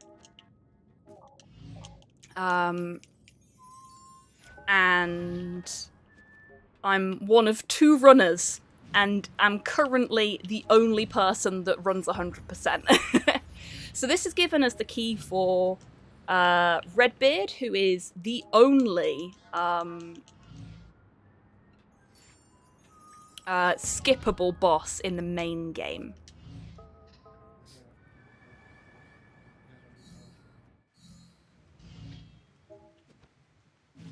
We're gonna just dodge all the way over here.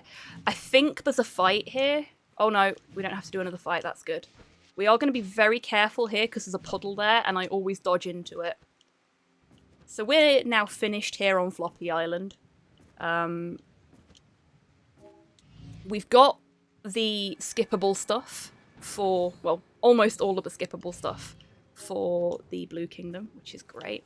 We put this key that we got into this machine here, and that gives us our floppy board.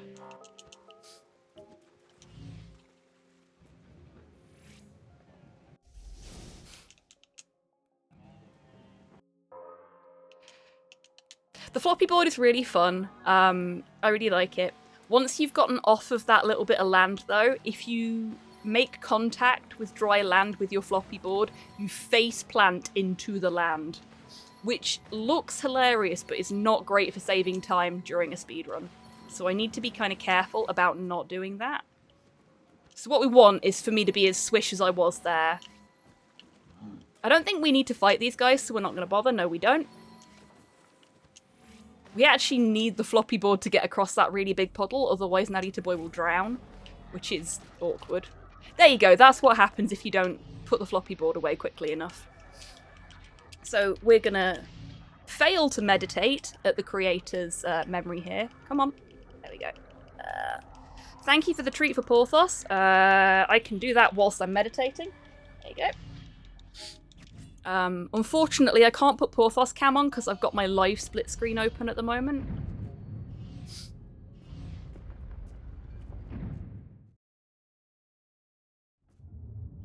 Okay.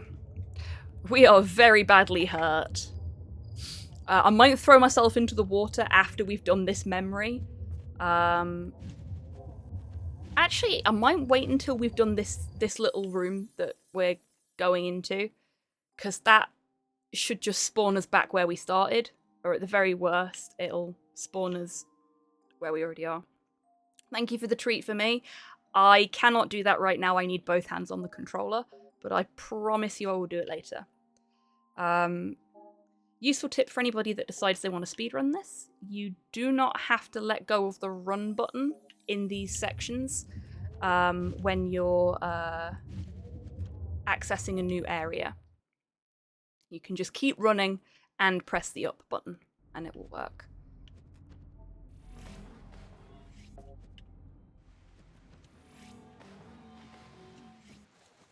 Okay, so let's get to the lighthouse and then see how we do from there.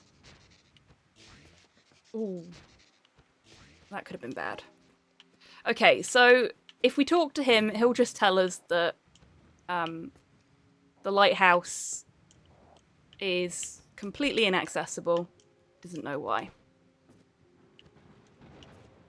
But that's fine, because we've got our own way of getting in somewhere. And here he is, the lighthouse keeper, snoring his fucking noggin off, no idea that his brother is going out of his mind worrying about him. He's just like, oh, I'm really sorry. Yeah, I'll answer my phone. And we get a key from him, and he powers on the lighthouse so that we can carry on in our journey. I'm sure the lighthouse keeper desperately needed that nap, but he could have, like, set an alarm or something, you know? Oh, that was swish. I landed at just the right spot there. We've got some folks. Oh, thanks, folks. You talked to me at just the wrong time there. There we go. It's all good. Ah! So, I am going to put this key in here. And then we are going to die. Because I only have 1 hit point. This is the Redbeard fight. This can be a very scary fight if you don't know what you're doing. But if you've ever played House of the Dead, that's fine. We wanted that to happen at the beginning of the fight anyway. If you've ever played House of the Dead, you'll know what to do here. It seems like the small one might be the brain. Redbeard is completely invulnerable to you, as you will see in a moment. But it's Parrot!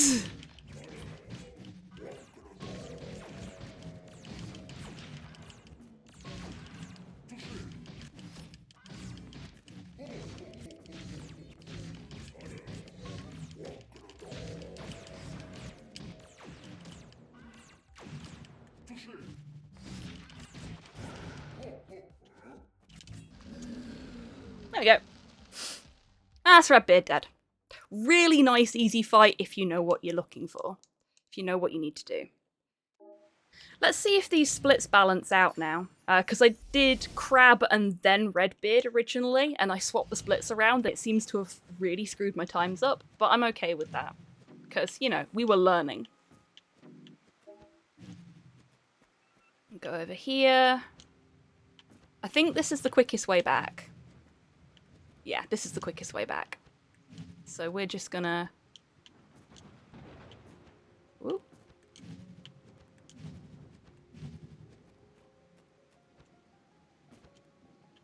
I think we're probably only gonna get maybe this done before I finish up. But... Oh, no, I need to talk to him first. There we go. Now he knows that his brother's safe. He's perfectly happy. So we get another ability now. Cool, thank you, Dee. I will do that.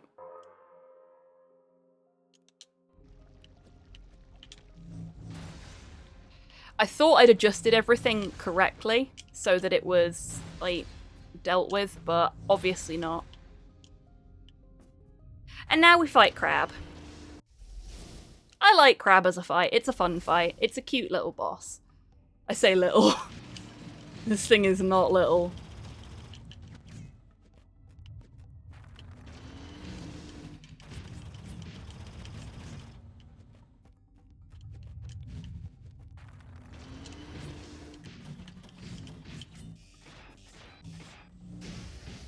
We'll get a hyper beam in there. Oh. Was not paying attention then. Which way is he gonna... Yeah, there we go. You can trick Crab into facing the wall. I haven't figured out the exact science behind it yet. But that means he just spams all of his attacks into the wall instead of actually hitting you, which is really handy. I think you just have to be stood right next to the wall at the perfect time. I died! No! No! I landed on the crab! Oh, that's embarrassing.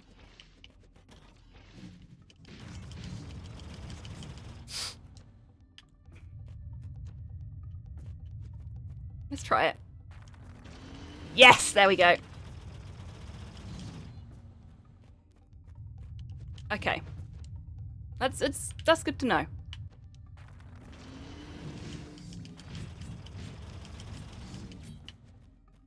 We'll just go stand over here. Oh no.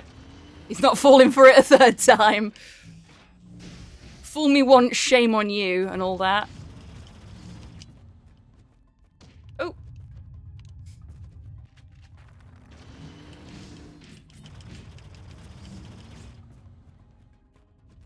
Heartbeat's going.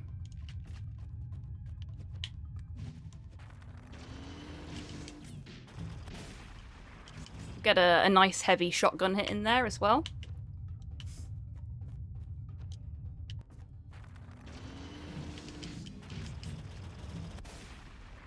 I don't know if that shotgun hit there actually hit or if it didn't count.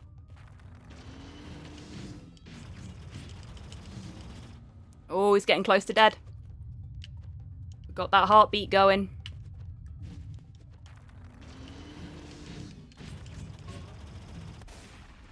Yeah, I don't think when he's tunneling, the shotgun blasts actually hit. Yeah, no, okay. When he's a little bit tunneled, or yeah, a little bit tunneled works in this situation, I think. This isn't DBD, but you know what I mean. You can't hit him, which is fair.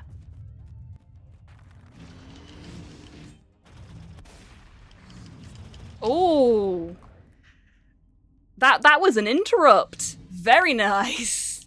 Very nice.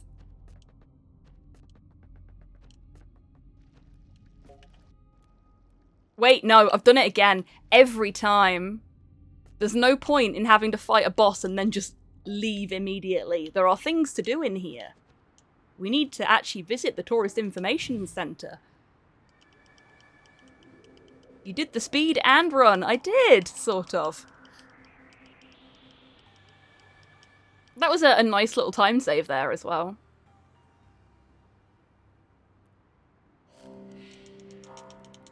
Okay, so we're having a quick chat with the local cult. It's alright, this one's actually quite nice. Each of the three kingdoms represents a part of the creator's personality. And the Blue Kingdom is like his industrious nature, his hardworkingness. But it's also his sort of love and his religion, because he was raised religiously. He was raised Shinto, I believe, based on a lot of the themes throughout the game. No, we want to go that away. That away is quicker.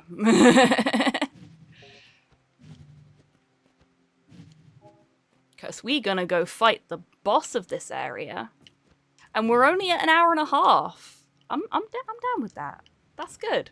That's an improvement.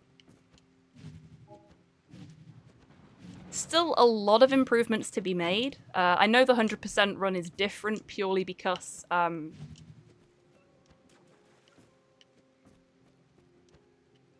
it's a 100% run. But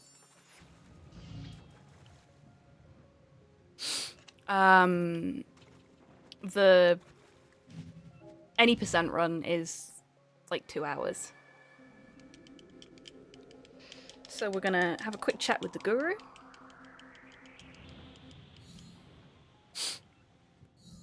Yeah, I think this is much faster than the way I did it the first time.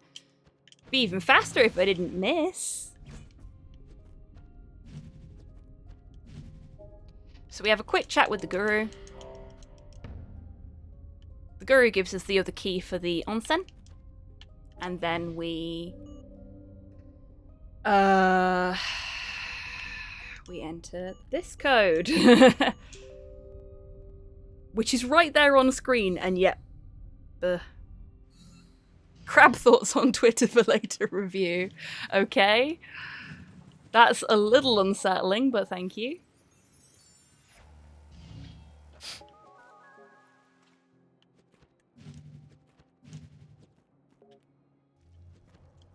Okay. So we've already got all of the secret stuff in here. We just need to actually unlock... Wrong colour.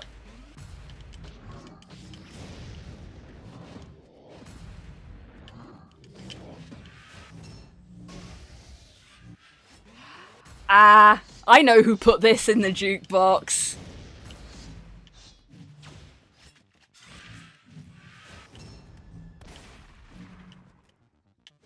I don't have enough power. There we go.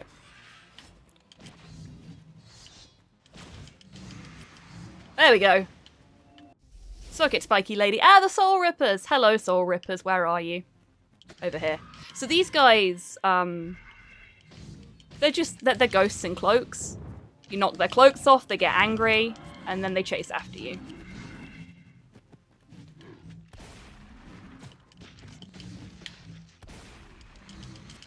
Like that.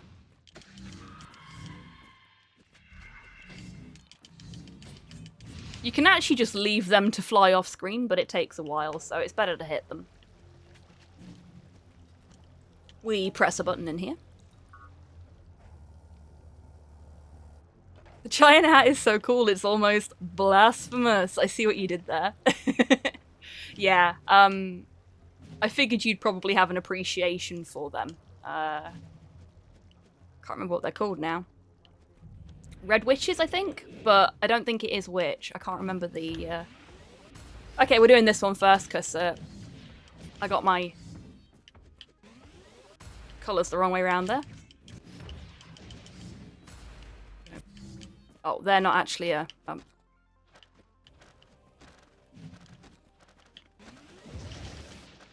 Killed by a falling grub.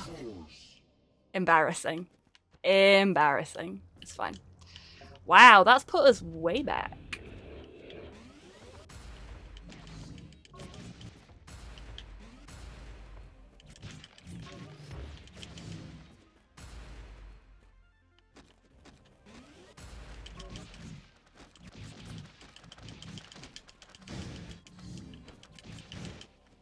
There we go. Bloody Inquisitors. The only Inquisitor we like around here is Inquisitor Grox. Inquisitor Grox is a good bean.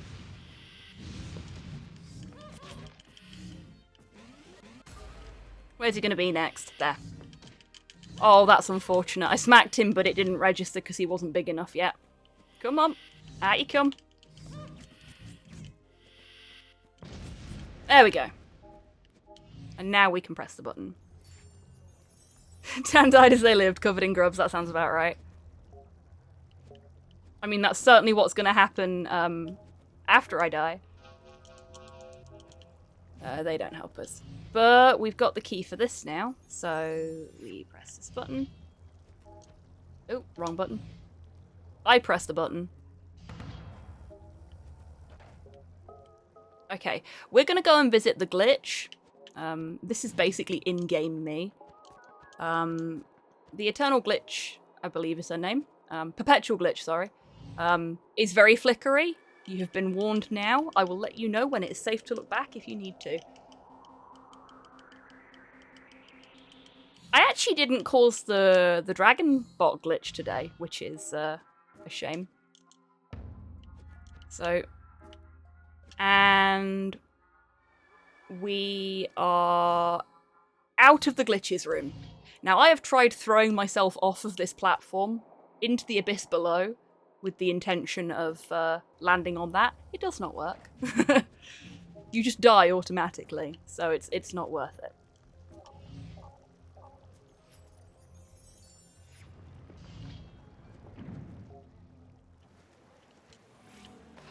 And now onto one of the bosses that I tend to find the most difficult in the whole game.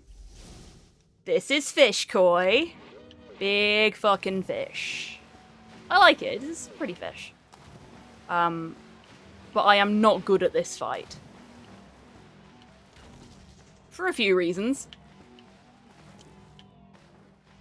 I managed to get it, like, third time around, I think.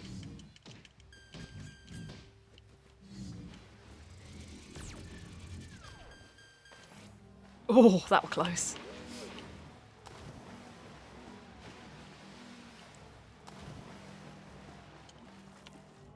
So I need to kind of stay over here. Because that's the only place where the platform spawns.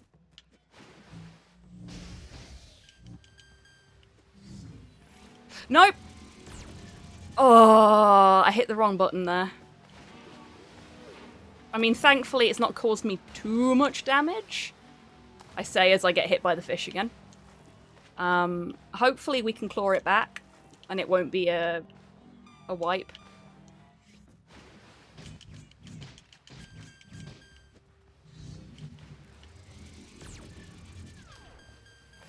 There we go. It's better.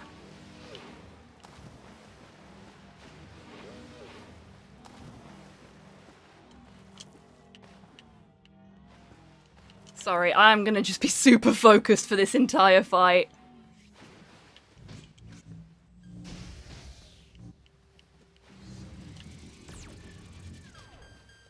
That was close, but it worked. And the heartbeat's going, which is what we want. Oh, I got hit then. Focus, Hobbs.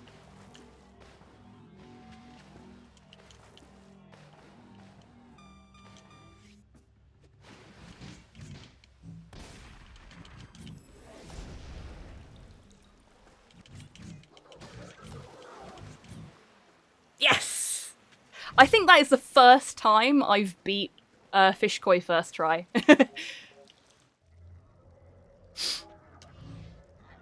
I'm actually quite proud of that. My times may not be great still. I may still have a long way to go. But look at that time save on Fish Koi. First try, yeah.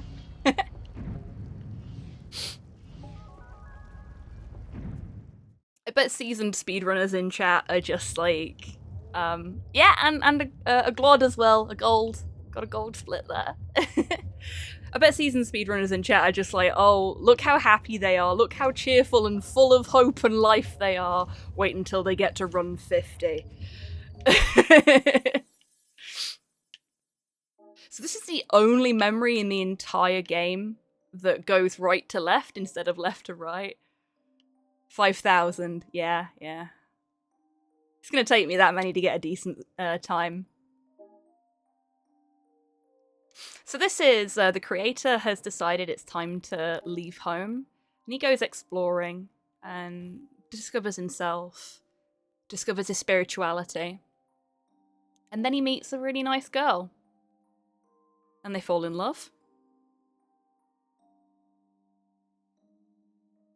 And they buy a car, and they get a flat, and they have a baby.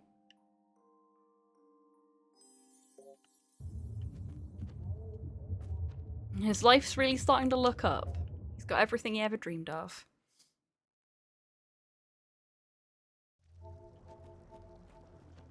So good for him. But this is not a happy story. This is not a happy game, sadly. Ah, yes, a blue flashing light warning. I will let you know when it's off screen, because I'd forgotten about that. Terrible memory.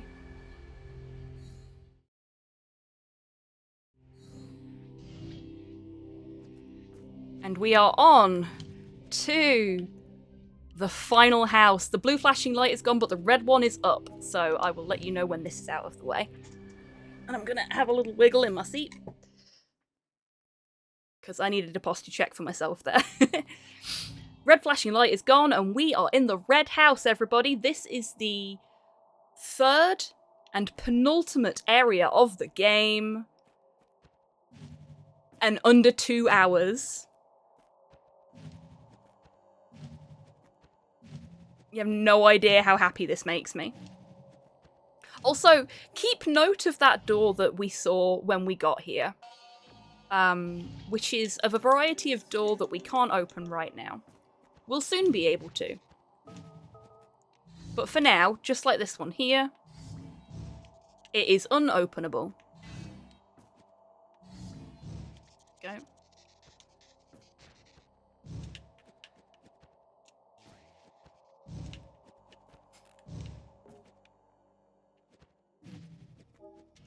This is another case where the door isn't open, so we gotta go pottering about and pressing buttons so that we can get into places that we're not allowed to be. This is the kingdom where him hails from.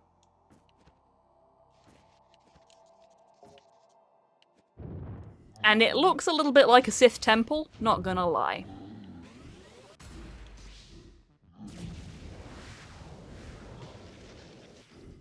Bad news! Ogai Rain cannot help with these gits.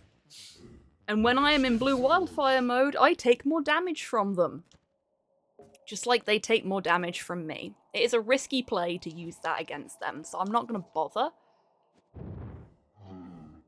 I wonder if there's any way I can actually, like, coax them out to get...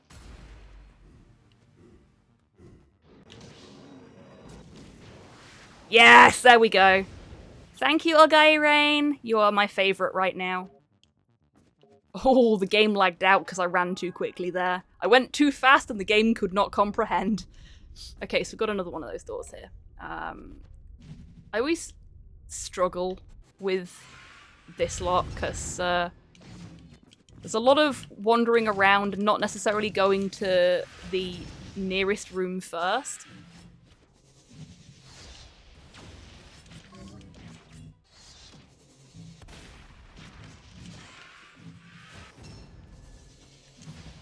I've got to get rid of this git, he's annoying me.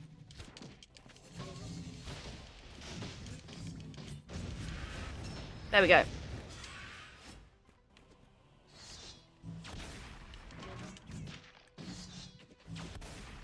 And that's her dealt with. Oh, witch! Hello, witch. Again, really cool design, pain in the arse to fight, especially when there's other stuff on the field. But we'll focus on her, and we'll die. Okay, that's fine. That's fine. We got this. We got this. Probably. As long as I go the right way, we've got this. We'll go down and zip across. I wonder. No, we don't have any wildfire, so we can't. I'm gonna deal with this guy first. Get out of her way. There we go. Missed. Shit. That's a shame.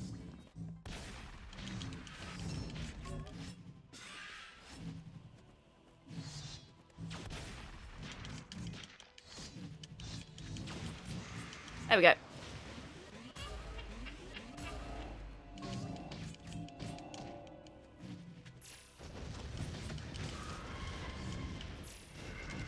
I'm going to ignore these guys as much as I can. It seems that she sets them off as well, though, which is unfortunate. Friendly fire is apparently a thing in this game. There we go, she's dead. And we'll deal with that.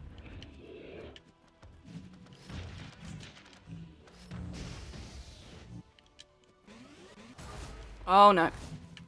Forgot about these two. And they're exploding babies. That's what happens when the babies explode, seeing as you've not seen that yet either. I now can't get close enough to them to stop them.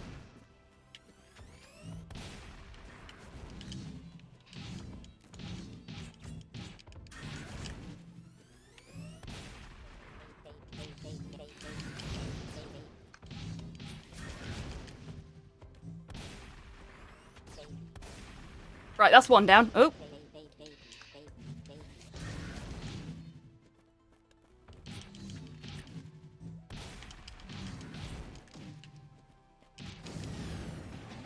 Oh boy.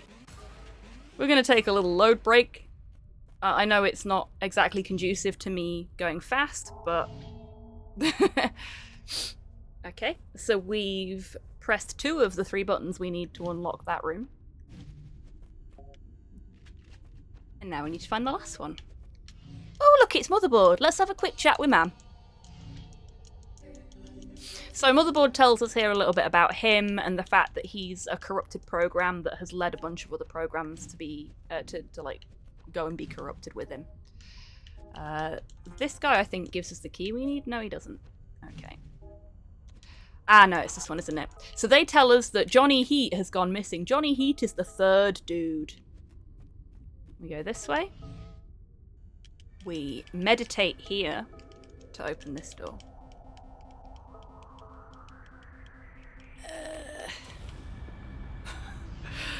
That can be really tiresome, pressing the X button as much as you have to for that. And in here we learn a little bit about the glove. The glove is a very powerful, very important program who has gone missing. We don't know where the glove is. Oh no! The glove is working for him! Whatever shall we do?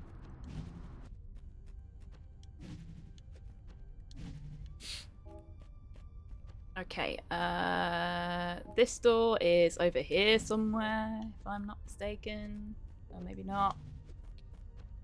This is where I start getting turned around because this is the bit I've had the least practice in. Talk to them again. Nope, that didn't help. Ah, platform. Also, I never noticed the platforms on the wall.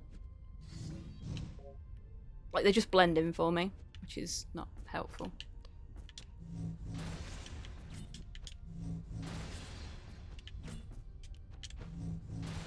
There we go. I think you can chain those if you're very careful with when you press buttons, but I'm just not very good at it. They tell us that we've got to go and get the train. I don't think there's anything over there that we need.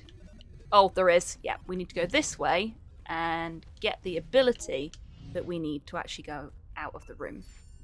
So this is the last ability we get. This is Dash Stab. Last proper ability. There's more surprises in store yet.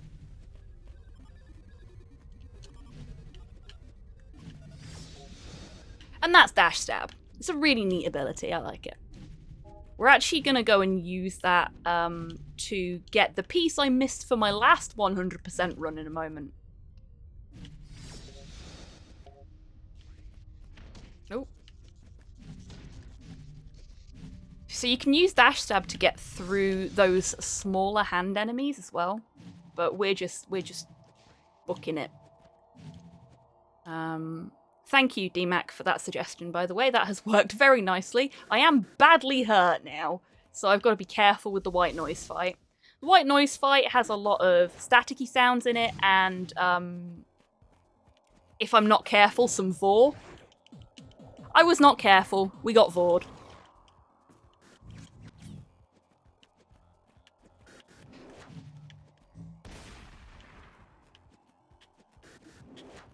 Ooh.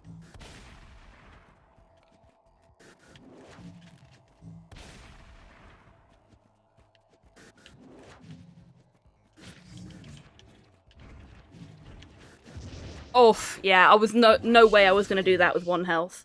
But that was a good start. And it's only put us back here, so we're not too far behind.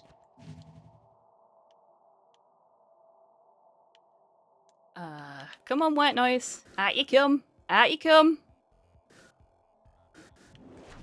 That's a good Eldritch Abomination.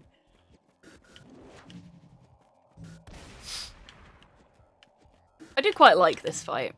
Like, the first time I did this fight, I was terrified. I mean, getting Vord repeatedly didn't help.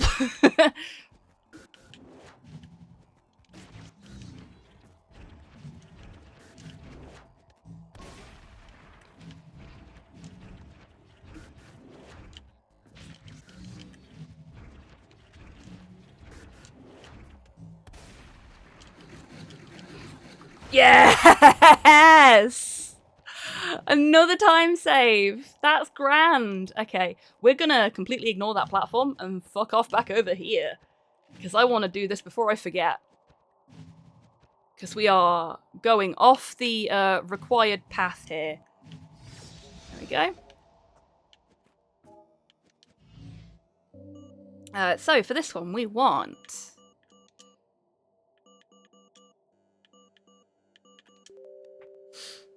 And this will take us to the last bit of the backup floppy. This is Johnny Heat's room. We've not actually obtained Johnny Heat yet because he's been kidnapped by him, the bastard. But it's important. So we've got it now. This is the bit I missed before because I forgot that you had to do this before you go and rescue Johnny Heat. Or at the very least, you have to do it by going way off the beaten track, which you don't have to do with the rest of them. Bastardo. Yes, exactly. So, we just put our train ticket into the machine. And now we are going to board the train. Oh, we actually have to talk to them, because otherwise we can't go through the rest of the train. So, off we go. No, they're still not letting us go through the rest of the train.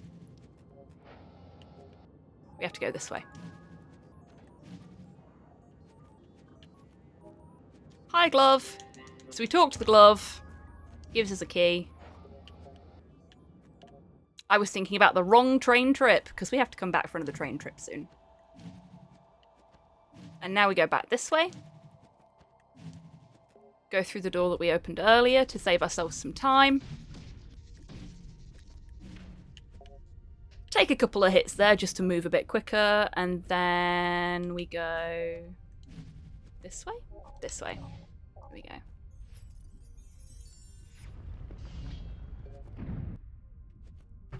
This is when it gets really Sith Temple-y. Like, look at this shit. Okay, Iron Jelly is a really interesting enemy. Because he is completely invulnerable to your attacks. Right up until you take his armor off. And then every time you hit him, he goes, ow, ow! Which is kind of cute. But it's a really neat use of the ability you've just been given. And that's one of the things I really, really like about this game, is that it does try to make use of everything that it gives you. In as many unique ways as possible. Ooh.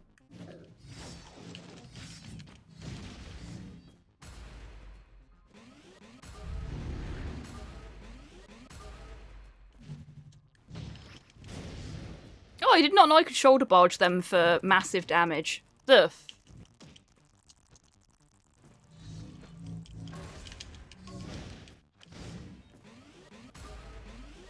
It's just dropping bugs on me now. Normally I'd be okay with this. Today I am not.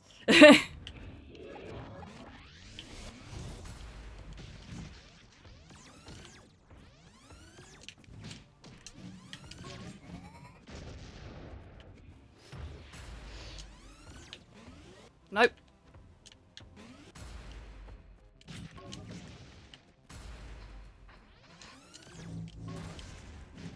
Oh, that could have been bad. I have so little health going into this fight, that's scary.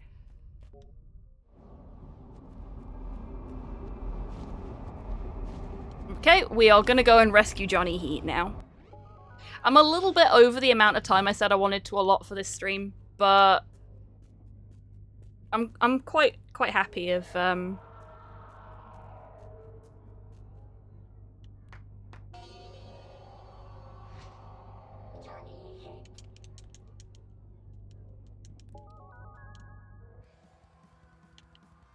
So we've got Johnny Heat now. I like Johnny Heat. I think there is also a clip of me getting very excited about this bit of the game. I really like this boss fight. This is a good fun boss fight, I think.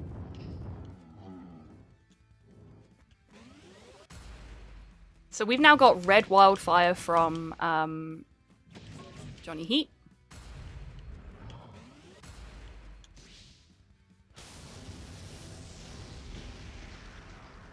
Which looks really cool. And soon...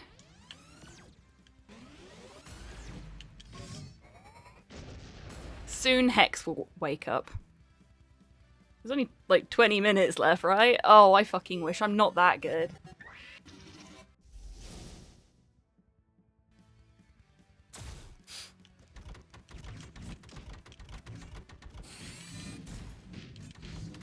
Hex is like the fun bits of Crab mixed in with a terrifying looking murder robot. And I'm gonna die because the little skittering spiders got me whilst I was in the middle of an animation. That's really unfortunate. You know, even with a lot of deaths, this run is still a lot better than my first run. So I'll take the wins where I can get them.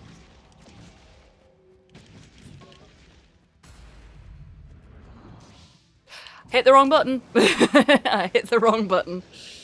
But it's fine, it worked out anyway.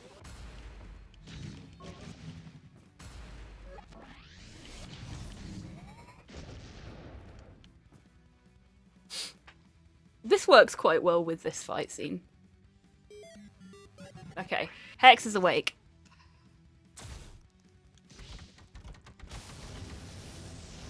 Let's get some hits in from old Johnny Boy now. Oh.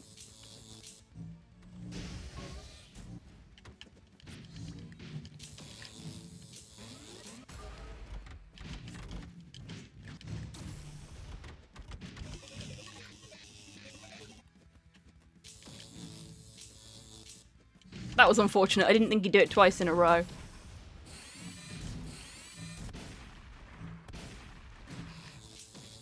And I got caught in it again.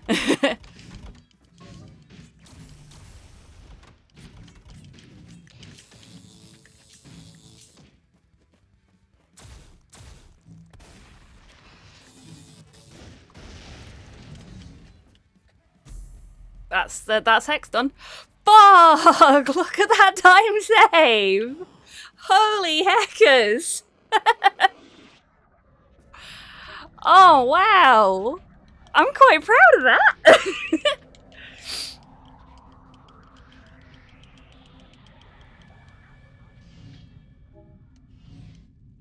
Like, I know this is really early in my Narita Boy speedrun career, as it were, but it's still really satisfying to know that I can make that much progress just by not being as rusty.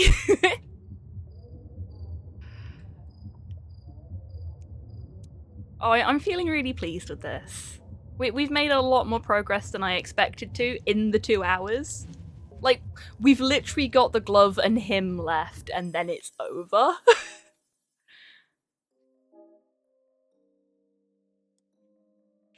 So, as I said, this is not a happy story.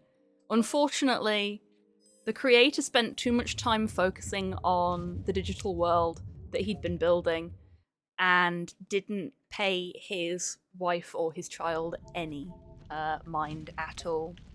And she got sick of looking after their son with no support from him, and she left. As is her right to do.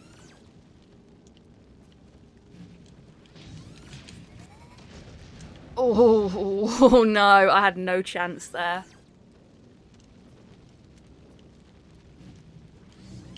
Oh fuck.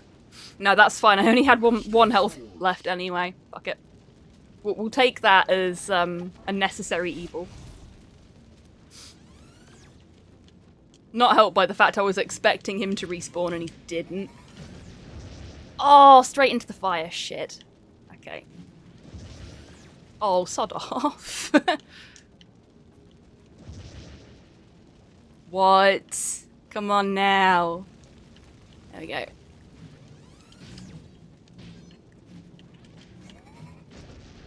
There we go.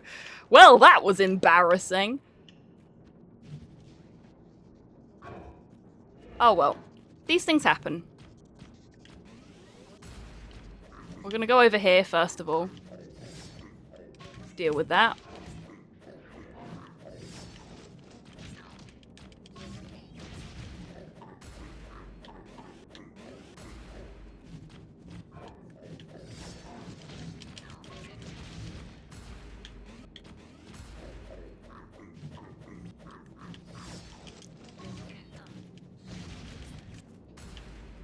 We good?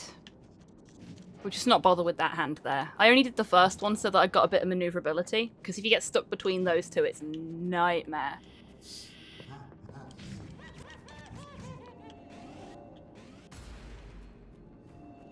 Where is he? Whoa! Oh, he's got a friend! He's got a friend. I forgot about the friend. Okay. So what we're gonna do is we're gonna preemptively wildfire.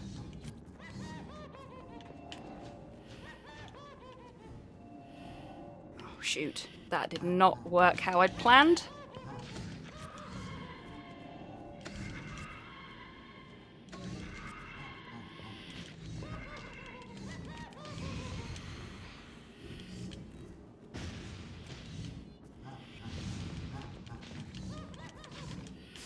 See if I can get either of these killed. Come on, where are you?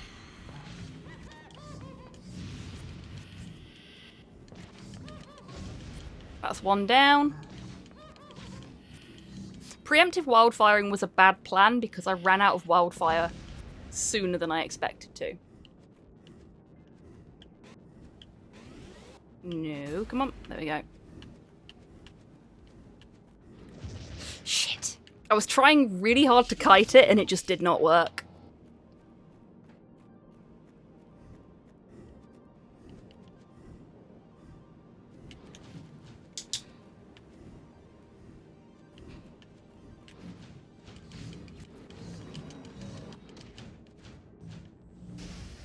I don't think I got it then. No.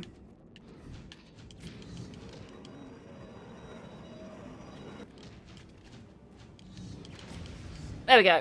Oof. I really don't like fighting them. They're really difficult to deal with. I'm sure there's an optimal solution for them, but I've not been able to figure out anything consistent yet. So we saw one of these earlier when we shoulder barged into it with our horse.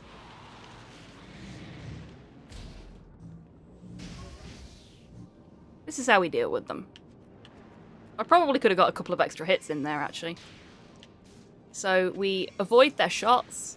Usually it's 3 shots. When they rev up, we dodge over them, and we smack them from behind. They are not vulnerable from the front. And they will hit you.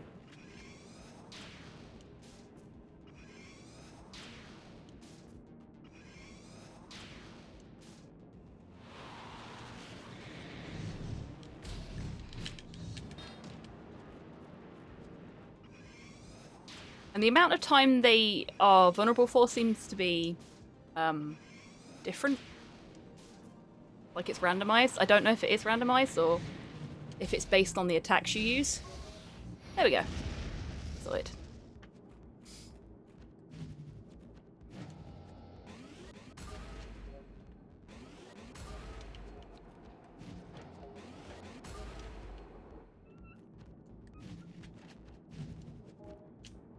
think we need to talk to this guy, so we'll quickly talk to this guy. Yep.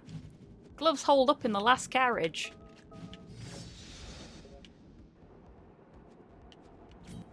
Ooh. There we go. Is it really a train episode if you don't have a bit where you're on top of the train? Like, outside of the train is just a must for any train-based shenanigans. Oh no.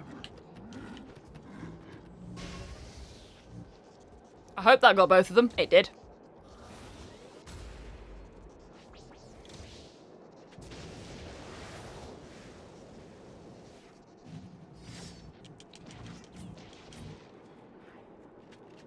Worth it.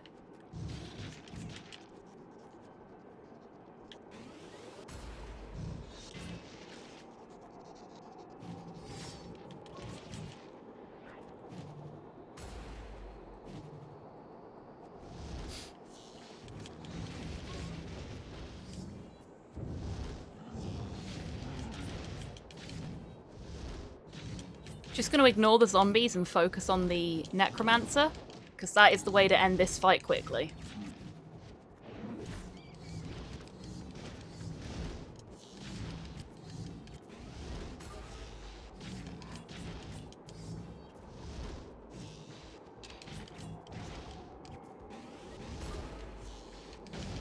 There we go. And now all of his minions are dead. We'll deal with this super quick. Go. I didn't mean to do the full hyper beam there. That was a bit of a waste, but never mind. It's done now. What's done is done.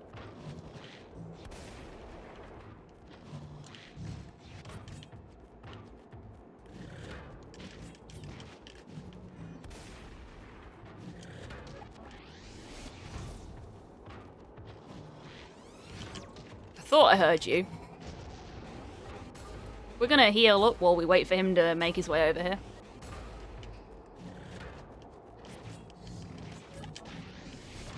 And deal with this guy. Seeing as I heard him spawn in. Oh yeah, you can't jump dodge over this guy because he'll do that.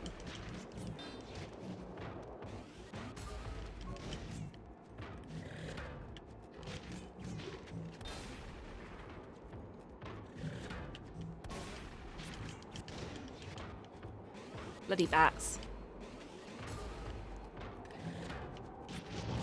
There we go. That's him dead. Can we leave now? We can leave now. It was about to send in more dudes, but fuck that noise. We're gonna do the next bit. The next bit is the penultimate boss fight. This is the glove. Now,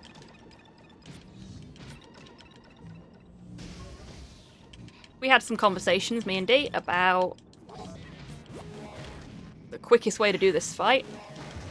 Not like that, but at least I'll come into it with full health now so I can test this theory properly.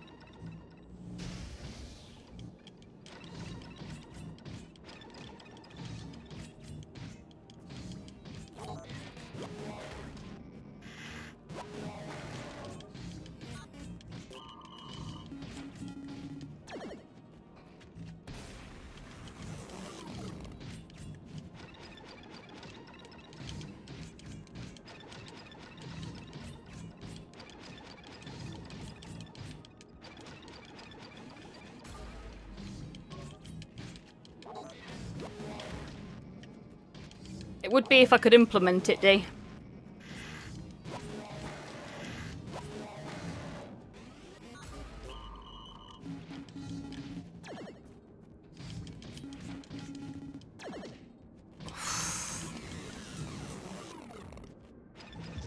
No, no. I'm taking too many hits. I think I need to balance it between... or I just need really good RNG on the cubes.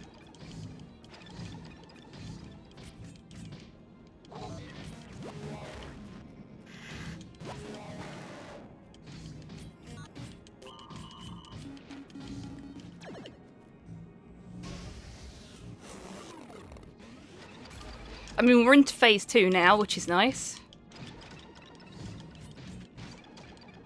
No, you do not want to rely on RNG 90% of the way into a run. You're right.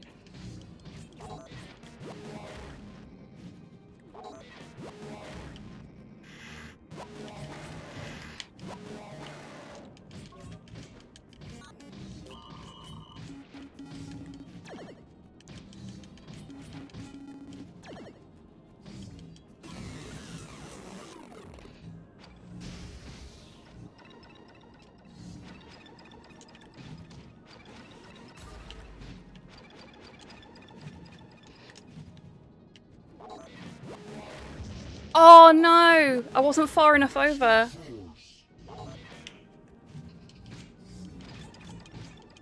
Fair enough, D. I think maybe I can get away with it for phase 1, and then phase 2 I have to slow down and...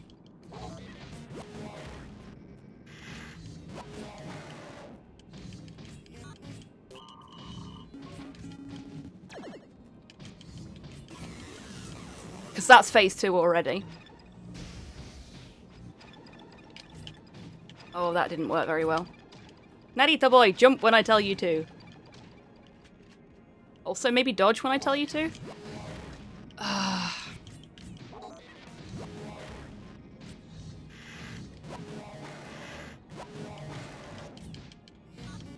It's fine.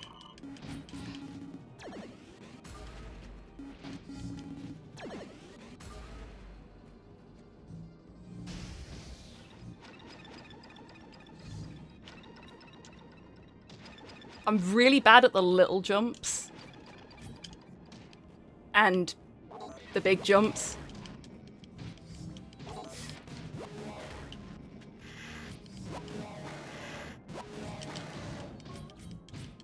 Oh, I should have got hit then. I'm not gonna look a gift hit in the mouth.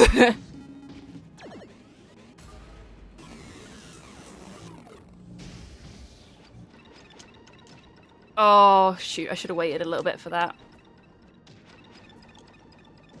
Yeah, no. Okay. Okay. Patience is kind of key here. I need to...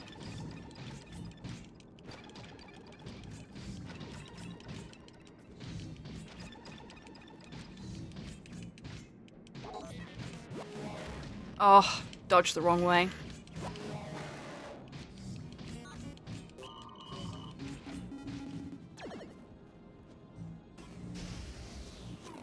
Oh!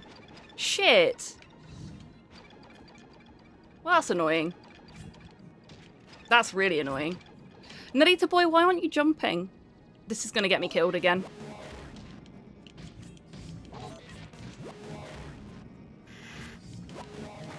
This is gonna be a bad run. If I can do it in less than 20 minutes, it's still better than my last attempt.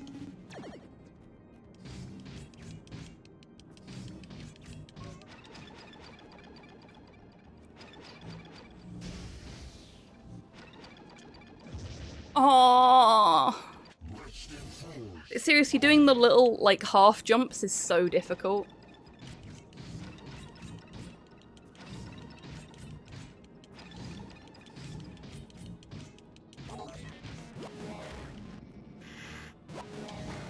Oh, I thought I'd avoided it, but I did not.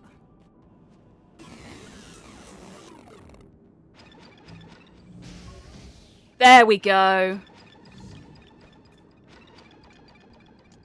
And that was a good little jump there as well. There we go.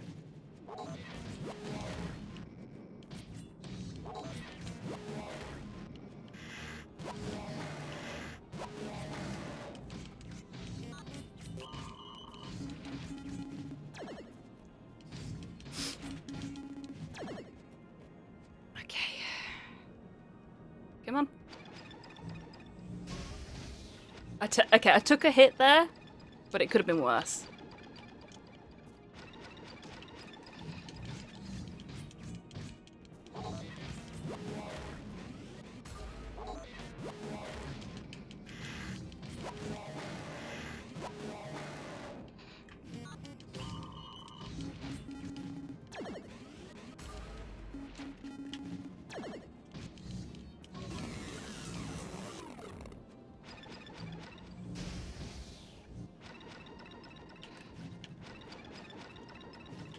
Oops. Again with this. No! Oh, that's embarrassing. I dodged right into it then. Okay.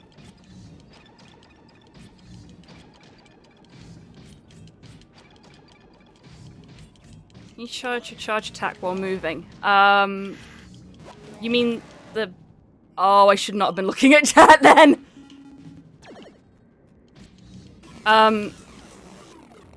Do you mean the hyper beam? Or... the,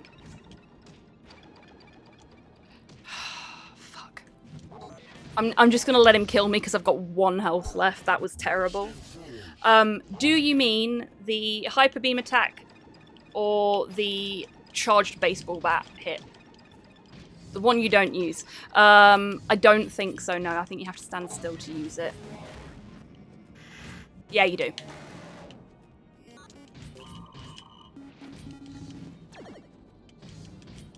Yeah, definitely a shame.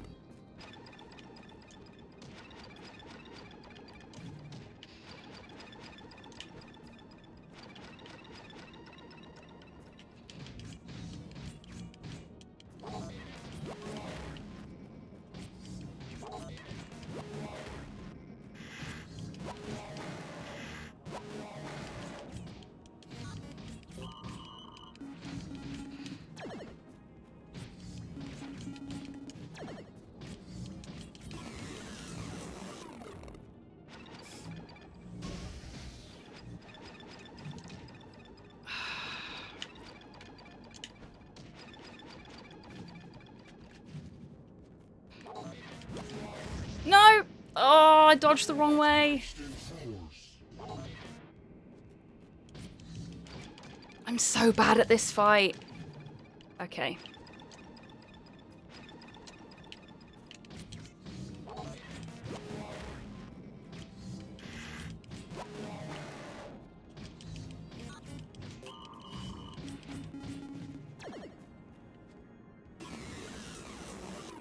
Phase 2.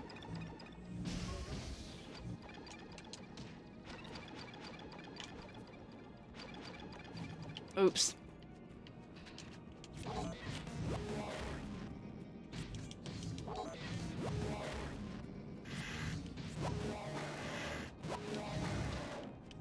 Okay, I dodged into that. That was a shame.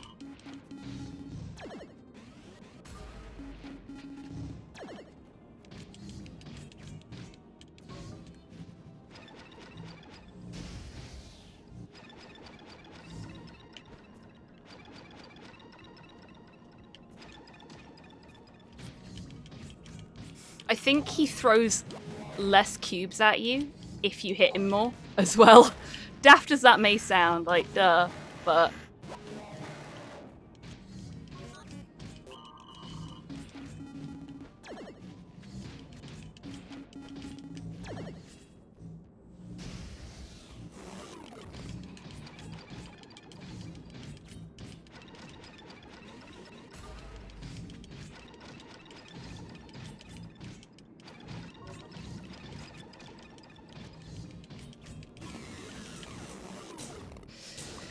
There we fucking go. Okay, I think I've got a rough idea for this one now.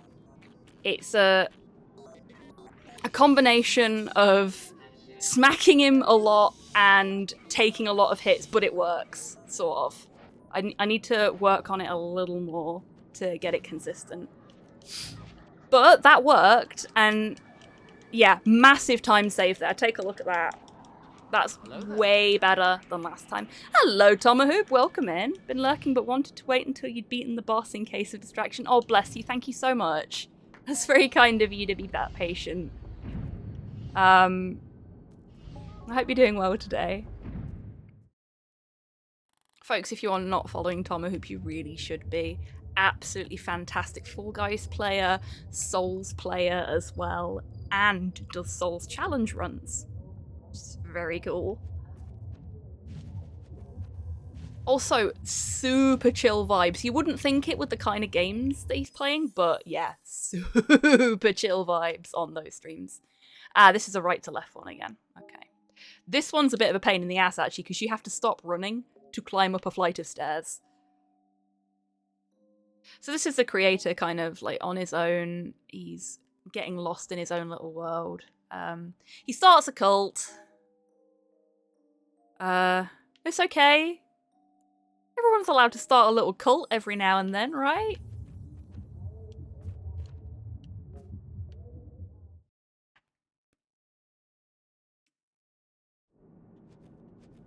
Go this way. Okay, I said I wasn't going to go any further than the 2 hours, but flashing red light warning. But we've made such good time saves. I kind of just want to see it through to the end again. I'm really bad at keeping to my schedule. And that is the 3 houses done.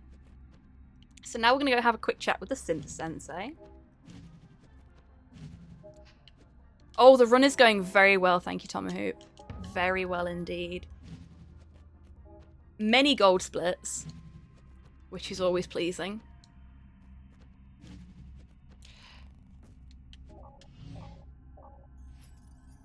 So Synth Sensei gave us the key to the final area, the capital of the Digital Kingdom. Get a 3-hour barrier smashed. If I can, I fucking will, but I don't know if I can do it. I will try. I will try.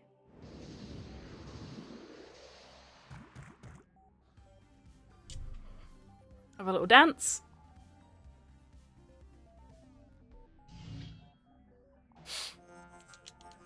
Get a little bit of lore about the fact that him has taken over the capital and that the capital is full of horrible giant Griblies.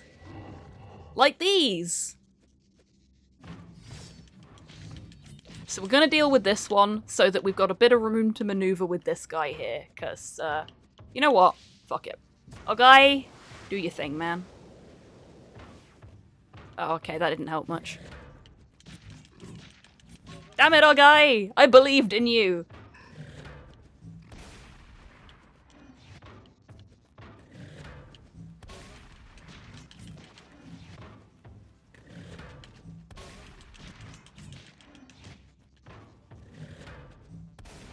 There we go.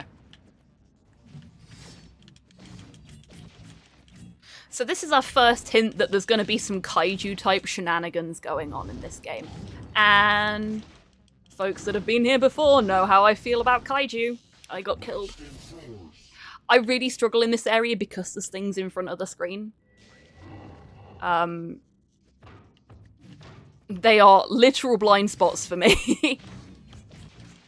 Every sense of the term. I don't know if that really did much. Like, I don't know if shotgunning him multiple times would have been better.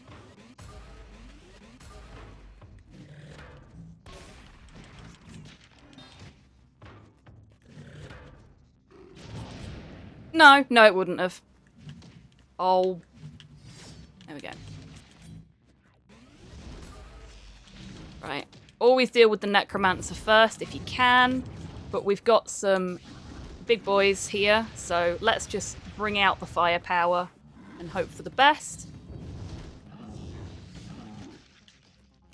Yep, that worked.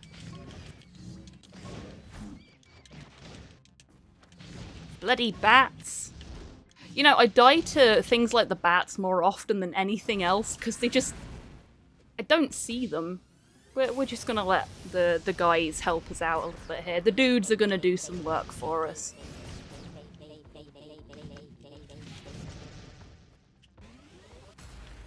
This big fella needs to go. Oh god.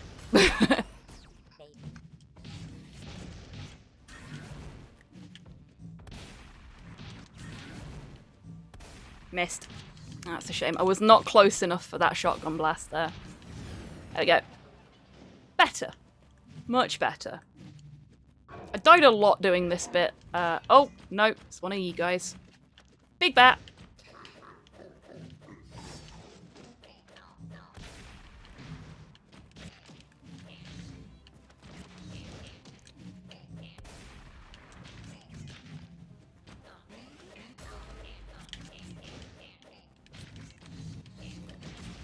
There we go. I need to heal before I move. Good grief, he's naked! He is! And it's my fault. I'm sorry. Twitch, don't ban me.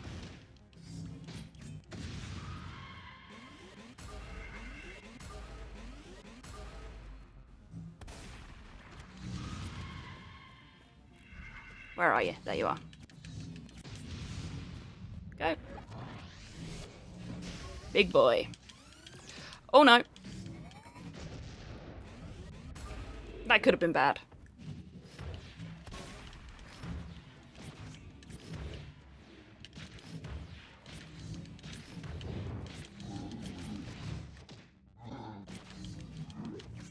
Big Zombo. There we go.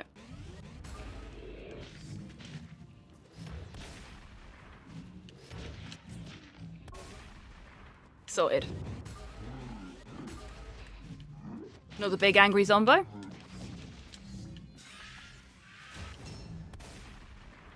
Did not have the firepower for that. At least I dealt with them. Ooh. We'll get the jumper out of the way.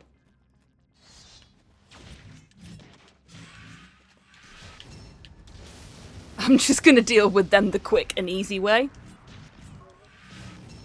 Or not. She don't want to go that way. There we go. Death by shotgun. That'll do.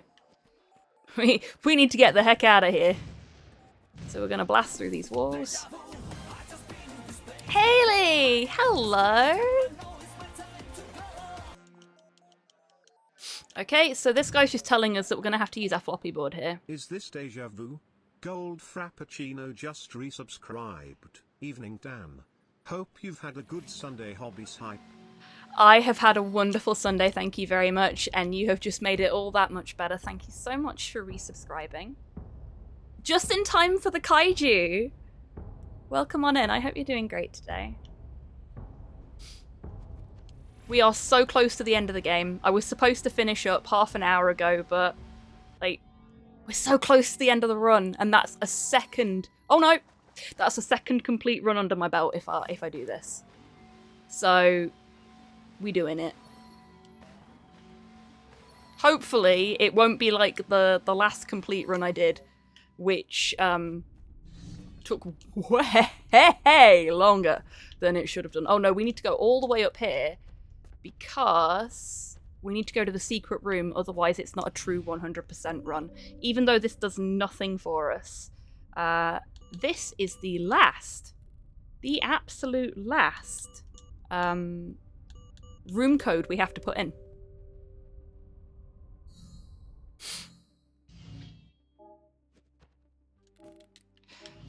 We interact with the computer just to make it a real 100% run, and then we leave. This is the list of all the people that backed the game. My name is in there somewhere. My dead name, unfortunately. Because this is something that I backed a long, long time ago. But still, it's neat that it's there. We press this button, because that opens a door for us that we actually need to access. And then we go this way.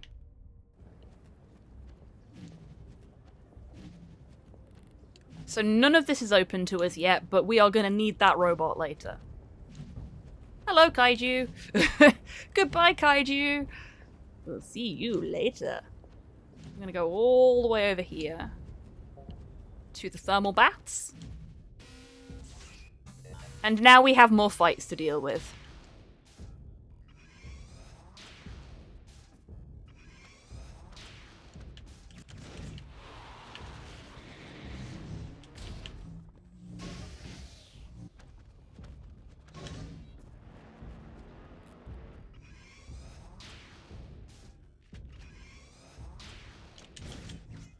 Oh, that bat nearly got me. That was cheeky. That one did get me.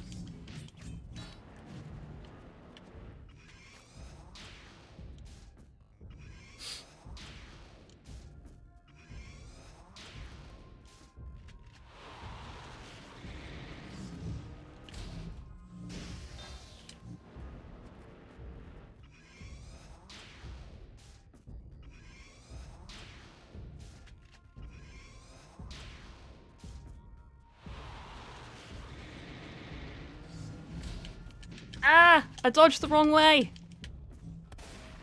It still worked! Somehow it still worked!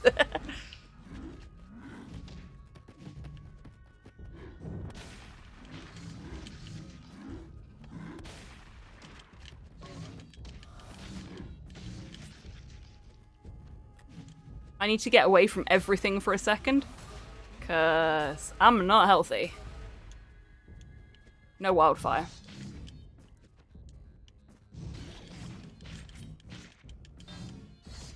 Oops.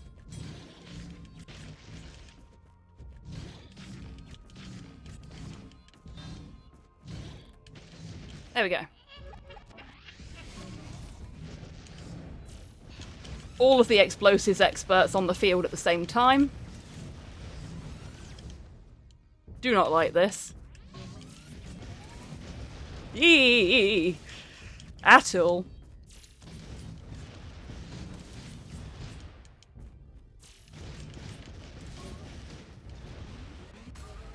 Somehow she hit me then. Nope, dead. Died. Got caught in the explosion. That's really unfortunate. How far back have I gone? Oh, okay then, I'll take that. It's letting me just bypass the fight. A pity skip. So we were here before. We got the backup floppy disk. The only time you can get the backup floppy disk, though, is earlier in the game. You cannot get it when you come back here later. But you do get an achievement for coming back here later. So this key goes... this door? No. Yes, this door. This door. There we go. Hey, hello, welcome in. I hope you're doing well today, and thank you so much for being subscribed for 5 months. That was really good timing because I had a second to look at the... Yeah, me too, Hayley. That was why I backed it on Kickstarter. It's such a beautiful game. And it's got a lot of love for a lot of things that I have a lot of love for. It's clearly very heavily inspired by Tron, and it's got an amazing soundtrack by Salvinsky, which we're not listening to because I'm a heathen.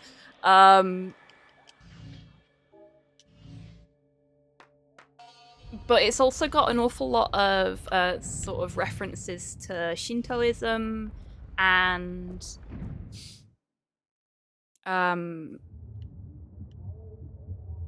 Buddhism in there as well.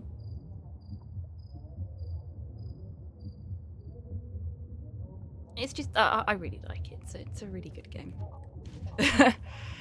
It ticks all the boxes for me. I struggle with the controls sometimes, because sometimes the controls don't do what I expect them to do when I press certain buttons, and that's okay.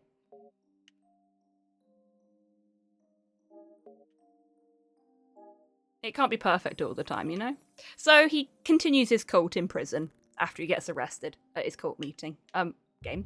It's 80% off on Steam at the moment. Yes. Apparently it's like $5, whatever that equates to in, for me, real people money. Oh, flickering light warning. I'm so sorry. I completely forgot. Game, wait, no, there. So these guys are going to give us the key for Big Narita. The last fancy thing that we get in this game. Which is right here. This is a really cool robot. Wouldn't it be even cooler if we were the really cool robot? I dig giant robots. And we are a giant robot. Yeah, this is like somebody created a game just for me. It's so cool. And one thing I really loved about specifically Big Narita and the servo bot that we picked up earlier, the first time I played this, is that they do feel weighty when you play them.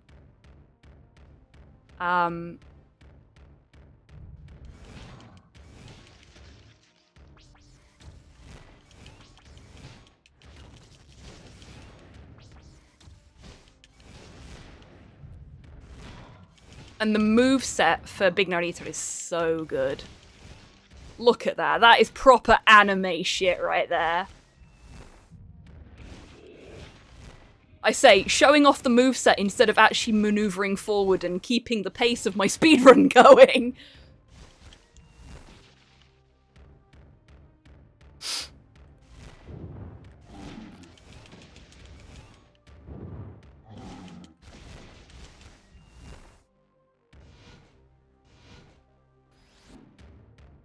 I can't jump and dodge, unfortunately. This is a perfect moment for me to take a little drink break. I took too long. Have a quick chat with Mum. Hi, Mum. Just checking in. Love the robot. Thanks for that.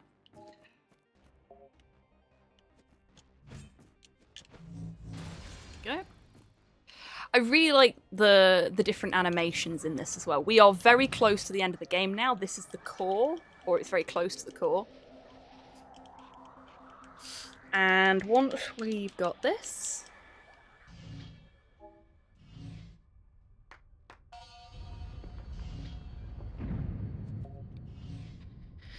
Once we've beaten the core, which is where him resides, that should be everything. Unless I've forgotten another floppy disk, in which case I'm going to be gutted.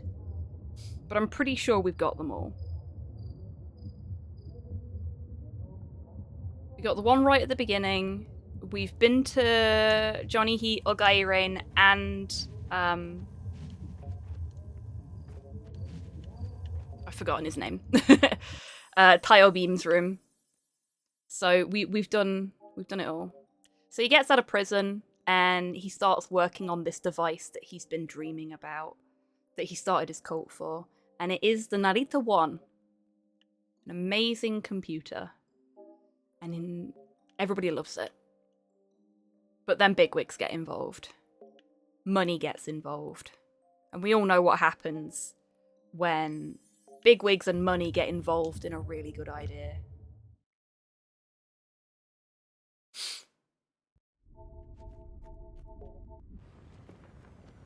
Okay. We are into the obligatory elevator fight sequence.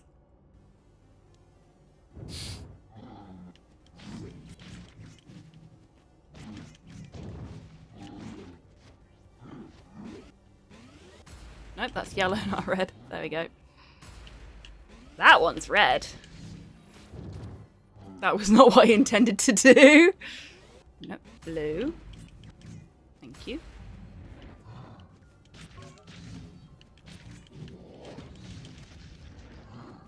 Yellow. Red. Blue. I'm seeing a pattern here. I don't know what the heck happened there, but we'll take it. Red. I think the next one may end up being blue. Oh no, I was wrong. It's red.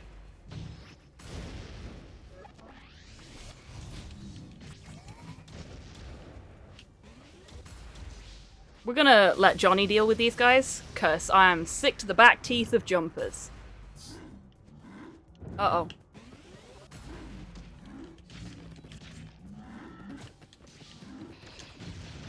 I'm just gonna get the gang's help for these now.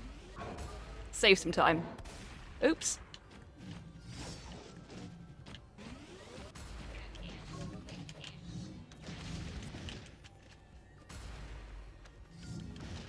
Bloomin' bats. We've got a yellow Inquisitor. Where'd he go?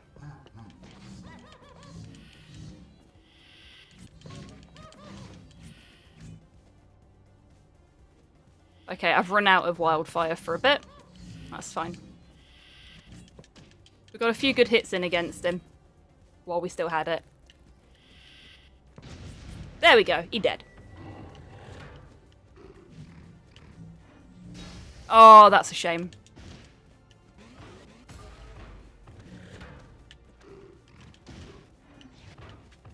Literally not being able to see what you're doing for a couple of, like, milliseconds is so painful during this fight sometimes.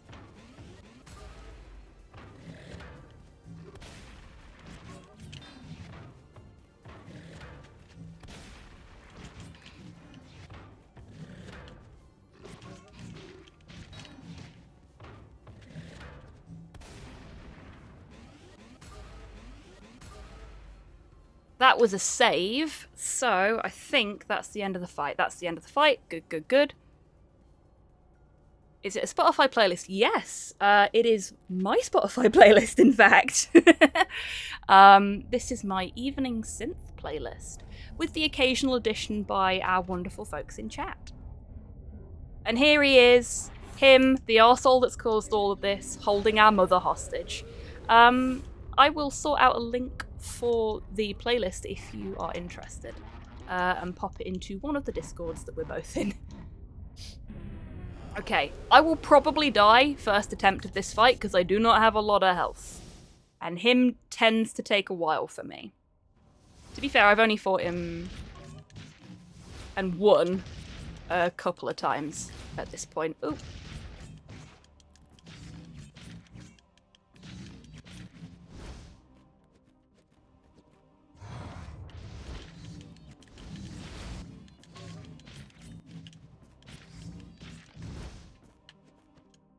Where's he going?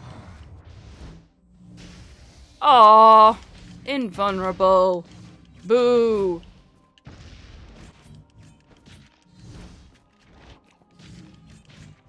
No worries, Podlord. You take care. Thank you so much for being here today. It's been lovely to have you.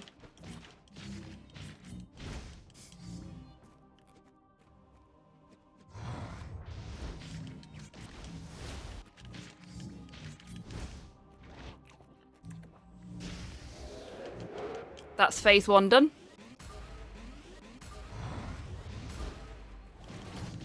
Oh.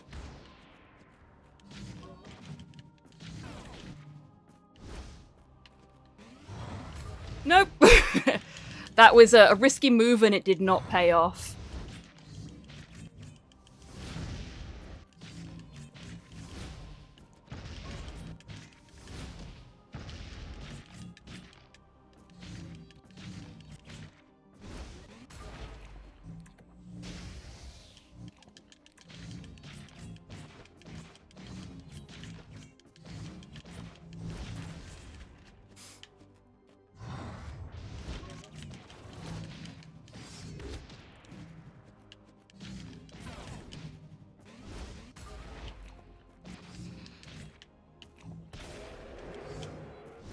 Phase 3. No worries, Mum. You take care. Thank you so much for being here tonight.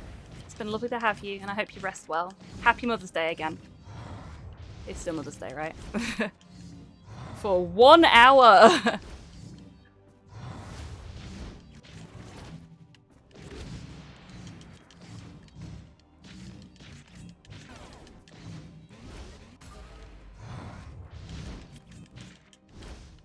I got hit then, that's really disappointing.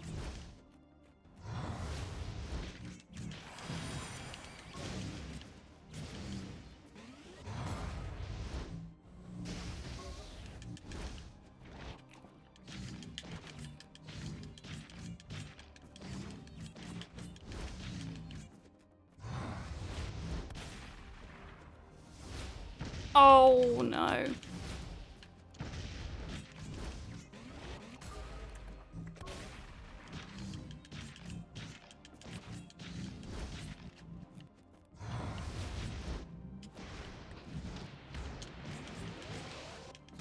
Oh! I was doing so well that fight as well. So well. Ah, well. I had a funny feeling that was going to be the attack that killed me. Like, I'd gotten so far and I thought, yeah, it's going to be the cross-screen laser beam, isn't it? And it was. Because I'm a bit clumsy with that one, you see. Oh, that was sad. I tried to dodge out of the way, but I wasn't fast enough.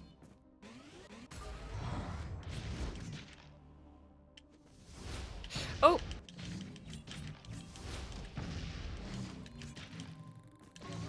You and me both, AOE.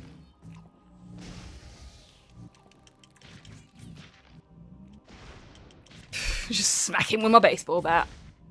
Oh, he's gone. That's got quite a range on it. Not that much of a range. Okay.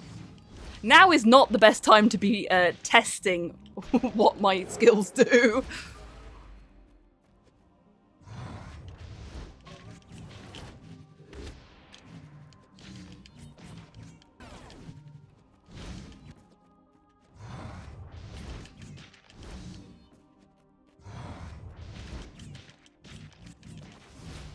Oh.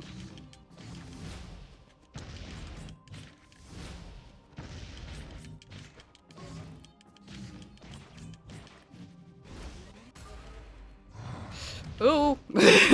No, you don't, you sneaky little bugger. Oh no.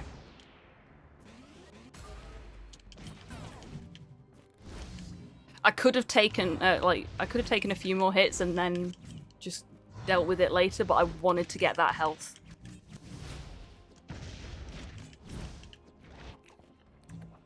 Sorted then and there.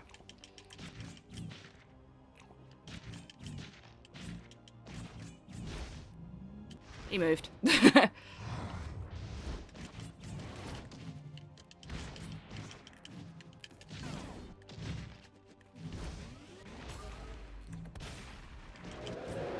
we go.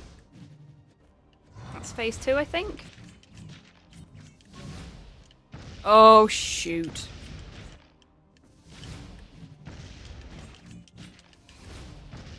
Every time. It's really quite embarrassing. I didn't get him at all then.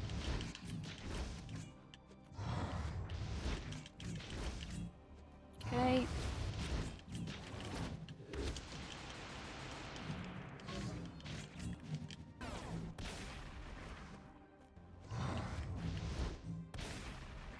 Don't know if either of those hit. Probably better to just hit him with the sword, I think.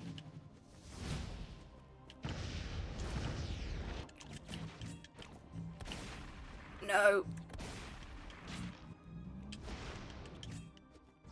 Doesn't look like that last hit connected, despite him being right there in front of me. But okay. Oh no. Another wasted heal. That's a real shame.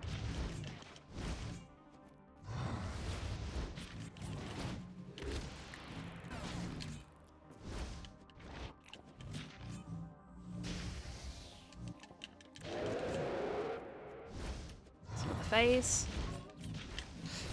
Oh.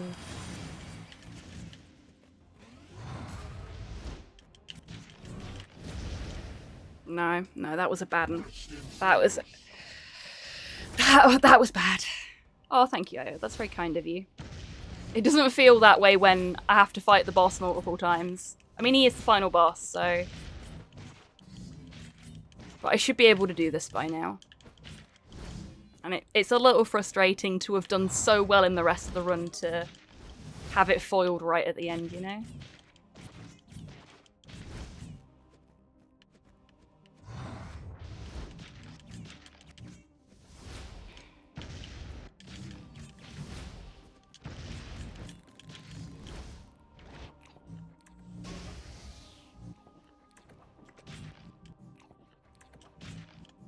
It'd be nice if I could... Okay, fine, I won't charge my attack. Like, I'm holding the button down and he's just standing there staring at him. Thanks, Narita boy. Super helpful. I didn't charge it enough there, but fuck it. Let's just get the hits in and get it out of the way. Oh. I dodged the wrong way. Got time for a quick heal there, so it's not so bad.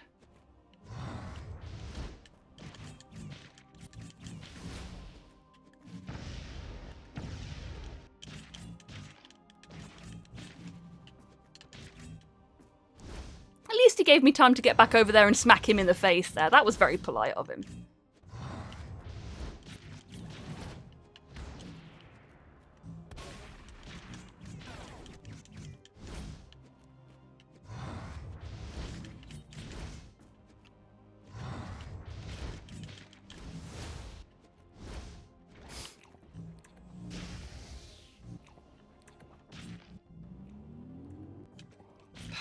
Goodness sake.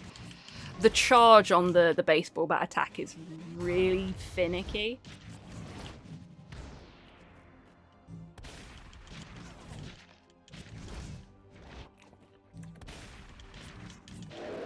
There we go.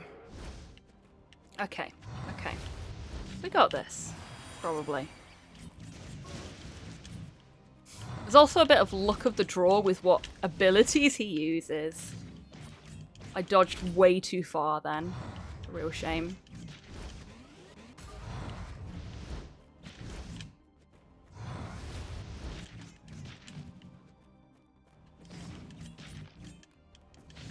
He's just gonna hang there for a bit, so we'll hit him.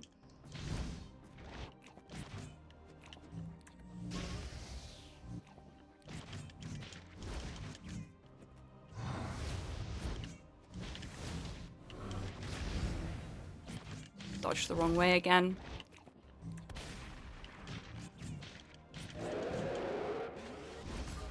Take a moment to heal that health.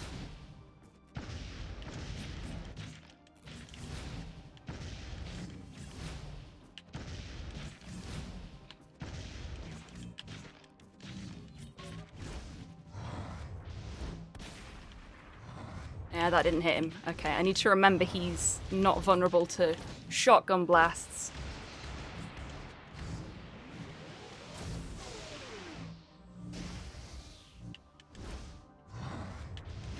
When he's like that. Nope.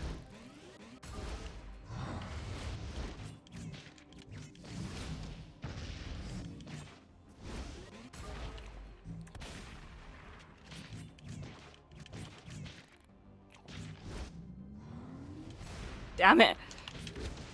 Oh no.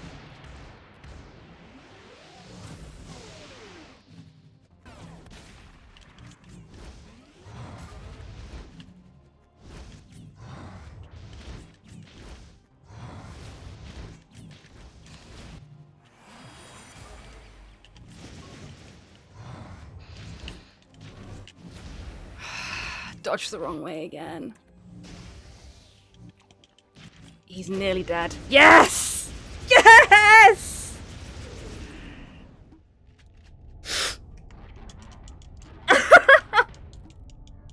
Thank you for the treat for me, Haley. We did it! It was one of these. I'm sorry, I just threw it in my mouth without thinking. Motherboard is safe! Hooray! Now we've just got the 100% part of the run to complete and then we're done. With almost an hour improvement on my last time. Look at that time save on the hymn split. Yes! Ah, okay, I'm glad I overran again. It was worth it. I can't skip any of this cutscene. So we're just gonna have to wait. But that gives me a moment to have a drink and a little celebrate. And to beat the boss to my favourite Megas track as well. Nothing better. I'm feeling very positive right now. Thank you, AOI. And thank you, D. And thank you, Haley. And thank you, Tomahawk. Thank you, everyone. I know it's still over 3 hours, but I'm so happy. I'm so happy that I've made so much improvement. I'll get there. I'll get there.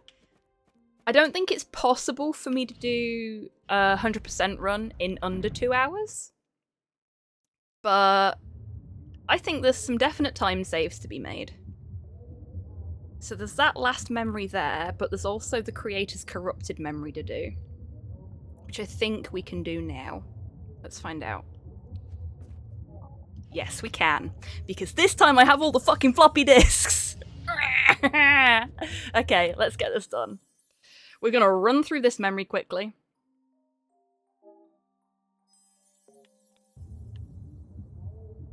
And now we're gonna do the memory we're supposed to do,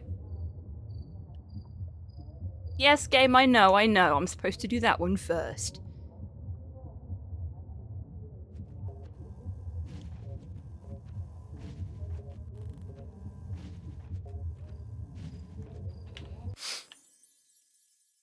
There he is with his Narita computer. The Narita 1. And his DeLorean. Because of course he has a fucking DeLorean. A branded DeLorean at that. Go up the stairs. And there he is. Bringing a Narita 1 to his wife. His estranged wife. And his son.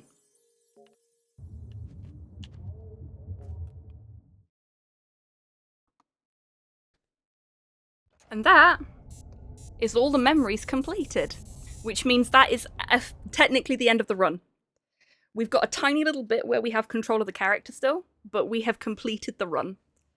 3 hours, 5 minutes. And you know what? I may just submit that. I think I will submit that. So now we just have to watch the ending cutscene.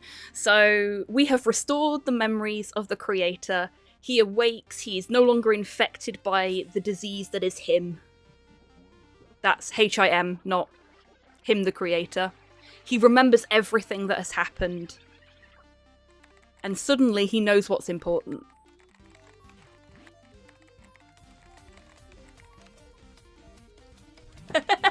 Hob PB Tan, I love it. Thank you so much, Tomahoop, for being subscribed for 6 months. Tomahoop has been Destroys for 6 months. The stallion Very threat. Naughty. Hob PB Tan hobbies hype. Thank you so much, Tomahoop. I'm so happy with that. I'm so happy with that. That's a 50-minute save on my last full run. And this is an actual 100% run because I did everything I needed to do to complete the 100% run.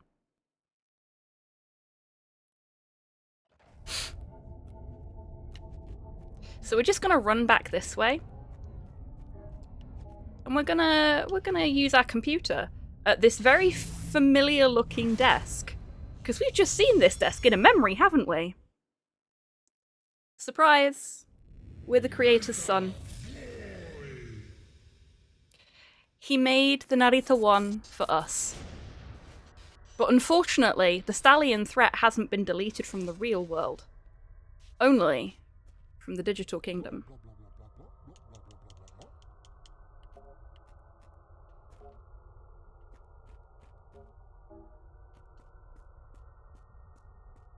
It's an absolute mess in here. Him has ravaged the real world. Look at our house. It's an absolute state.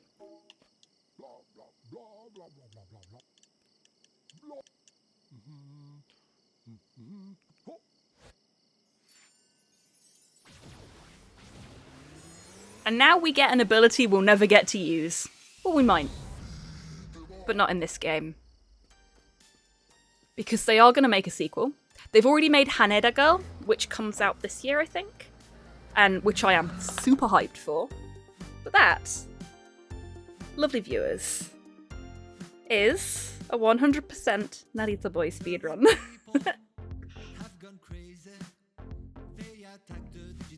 I'm actually gonna just pause Spotify so we can enjoy this, because this is a really good tune. And it has karaoke.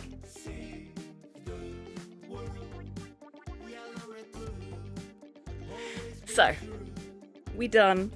Holy shit! Anyway, thank you so much for gifting. How many subs was that? Torpa 120 has been a sub for 10 months. 10! Fucking Very hell! naughty. Thank you, Stream Elements, for finally catching up. Torpa 120. Oh, Ayo, thank you so much. That's so kind of you. Oh, bless you. We've got to wait for TTS to get through them all. Yote gifted a tier 1 sub to Mazus and Fox.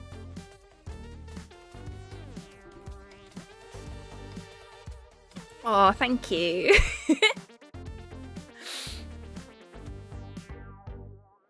Rocketh1 has been a sub for 10 months.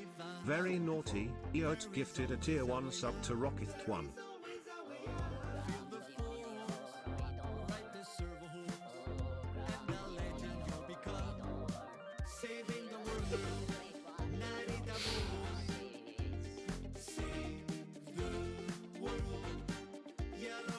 Thank you very High much. Marshal Dave just joined the cult of plotters. Yote gifted a tier 1 sub to High Marshal Dave.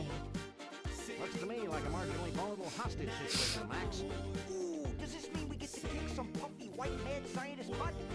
Can't think of a reason not to.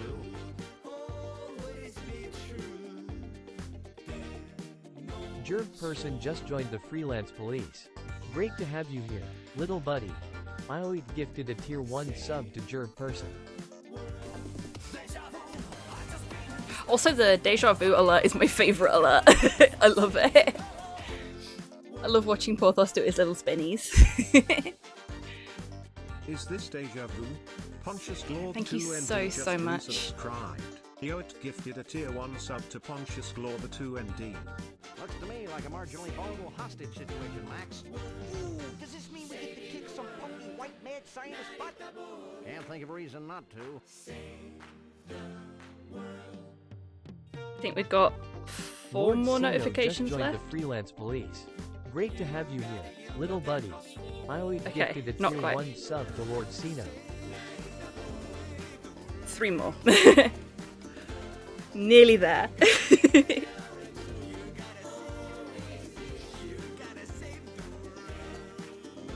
Modhale01 has been a sub for 18 months.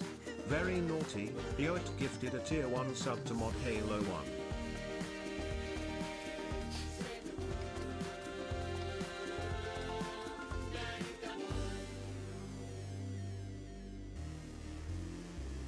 Oh gosh. Longfang91 has been a sub for 11 months.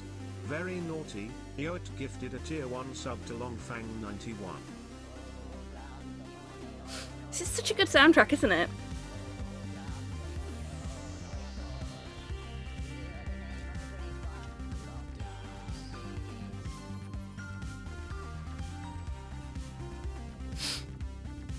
When Me Brown Beats just joined the cult of plotters. Yote gifted a tier 1 sub to Kwame Brown Beats. So glad you're enjoying it, Haley.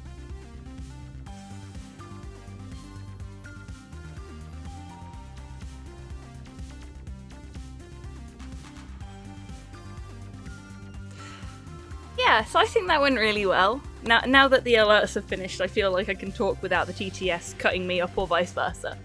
Yeah, I think that went really, really well. There's still a lot of areas where I can improve. Like, if I guide less, imagine how much more time saves I could make. But overall, I think that was a really good run. I'm really pleased with it.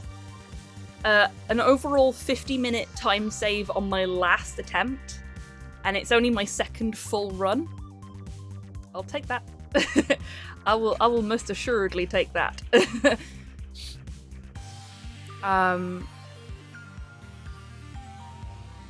Yeah, it was good.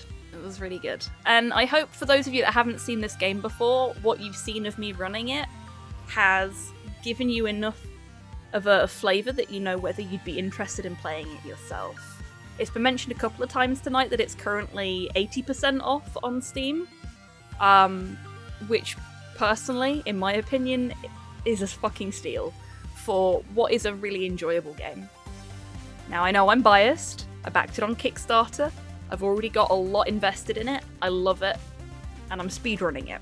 But it is a really good game.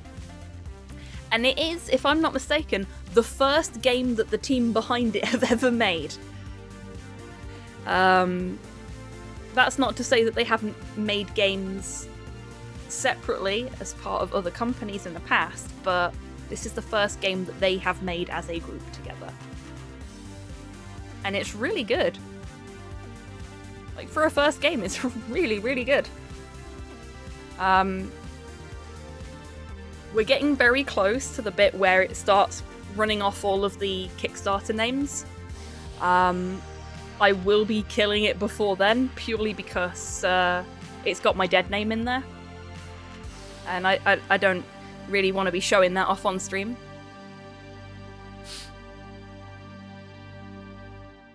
I wish I could have backed at a higher level. I really do. But yeah, here we go.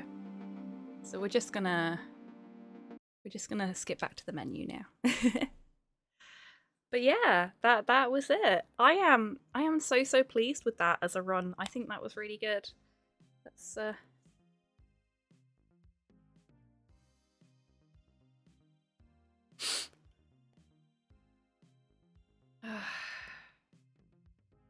yeah. I think I may actually submit this one to the speedrun boards. Like, now that it's under 4 hours for the whole thing, I'm much happier with it as a submittable run.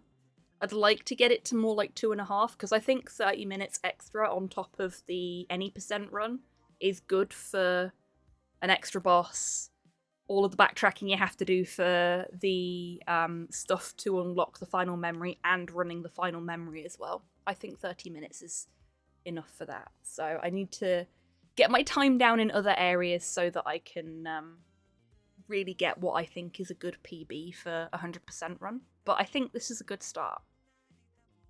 And it'll be good to reignite the Narita Boy boards as well, because there's literally one run on there at the minute, and that was submitted last year, I think. And they submitted that run so that people would start submitting runs, and nobody has. And I've been planning this out since then. So it's good to finally do it. It's good to finally get there. Now,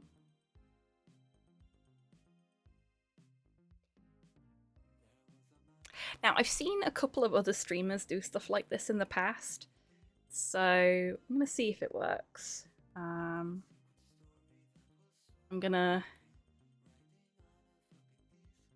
turn the now playing screen off. I am going to attempt to take a screenshot of my OBS to show off my new PB. If you manage to get into the little chat box underneath my PB, when I count down, then you will be in my PB screenshot. I very cheekily stole this idea from... let's see if I can type his username out correctly. I think that's right. We'll find out in a second. Yes! I cheekily stole this from Cass. Absolutely wonderful speedrunner. Speedruns a lot of games that I absolutely love. One in particular, Transistor, the Supergiant game. And his community is so wonderful and wholesome. If you like it here, you will love it on Cass's channel. I promise you that. Right. Okay. I need the print screen button. Got my message ready to paste. Tomahoop's prepped. I hope everybody else is. Okay, how do I want to pose for this? I think I know how I want to pose for this. Okay. 3... Wait, I'm going to wait until chat clears, actually. That was it! That is fine. 3, 2, 1. We got our print screen. Fuck it, why not? There we go. Okay, let's see who got in. Let's see who got in. I don't even know if it looks any good. We'll find out.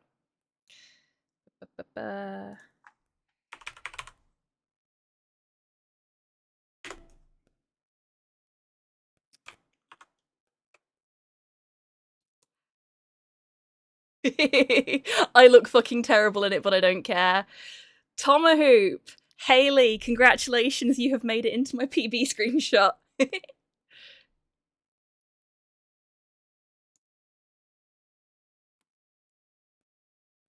That will be going up on Twitter and Discord in a little bit.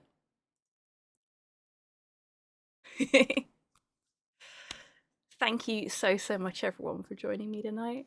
I am so happy with how this has gone. I know it's still quite a long run, but I'm very happy with it still. It's progress, and progress is important. We should celebrate the little successes as much as we celebrate the big successes. Right. Now then. I'm going to take us to the ending soon screen.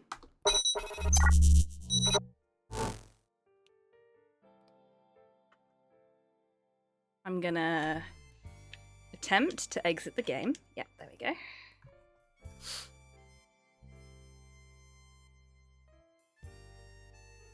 Exit. Your splits have been updated but not saved. Do you want to save them? Yes, I do. There is a giveaway active on the stream. Let me find my giveaway page. I have too many Firefox windows open. It's for a game called Hack and Slash. I thought that was appropriate considering I'm speedrunning a hack and slash. If anybody would like to get their hands on... Oh, yes, of course. Sorry, Haley. A bit more information about it. Exclamation mark prize. If anyone would like to get their hands on a copy of it, exclamation mark ticket will get you 1 ticket to enter. You can get up to 10 tickets by typing exclamation mark ticket, space, and then the number of tickets you would like to purchase. Anyway, welcome on into the giveaway. As we've only just talked about it basically for the first time all stream, I will give you folks a little bit of time if you want to enter.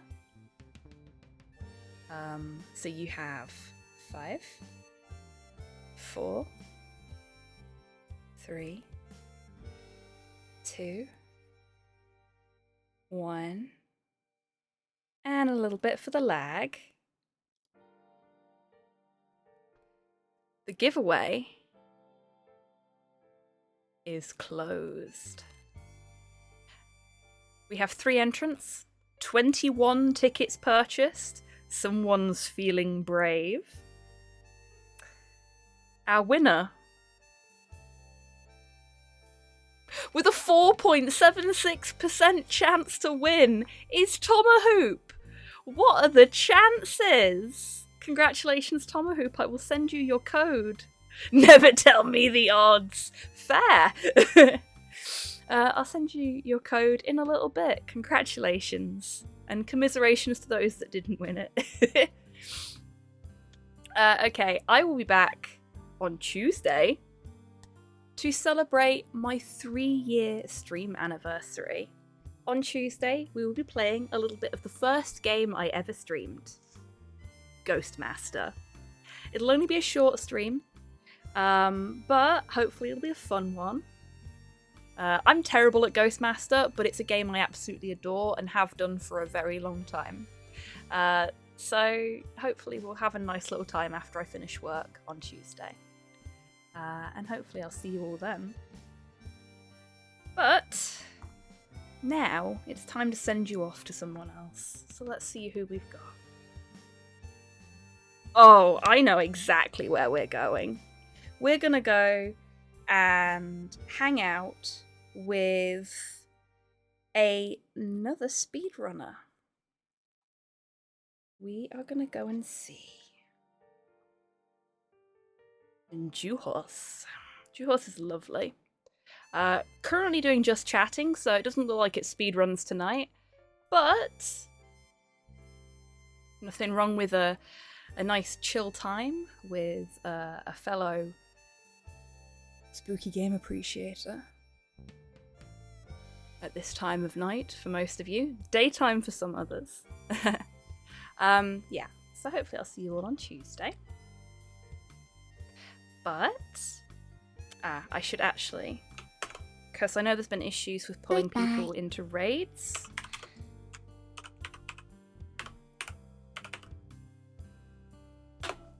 Let's get a shout out for Juhos. So if you don't get pulled through with the raid, you can click this link here to be taken through to the stream instead. Anyway, hopefully I'll see you all on Tuesday. But even if not, as always, until I do see you next, take care of yourselves. Take care of each other. Wash your fucking hands! And have a wonderful week, everybody, however you're spending it. Now, go say hi to Joe for me. Take care, everyone. And thank you again.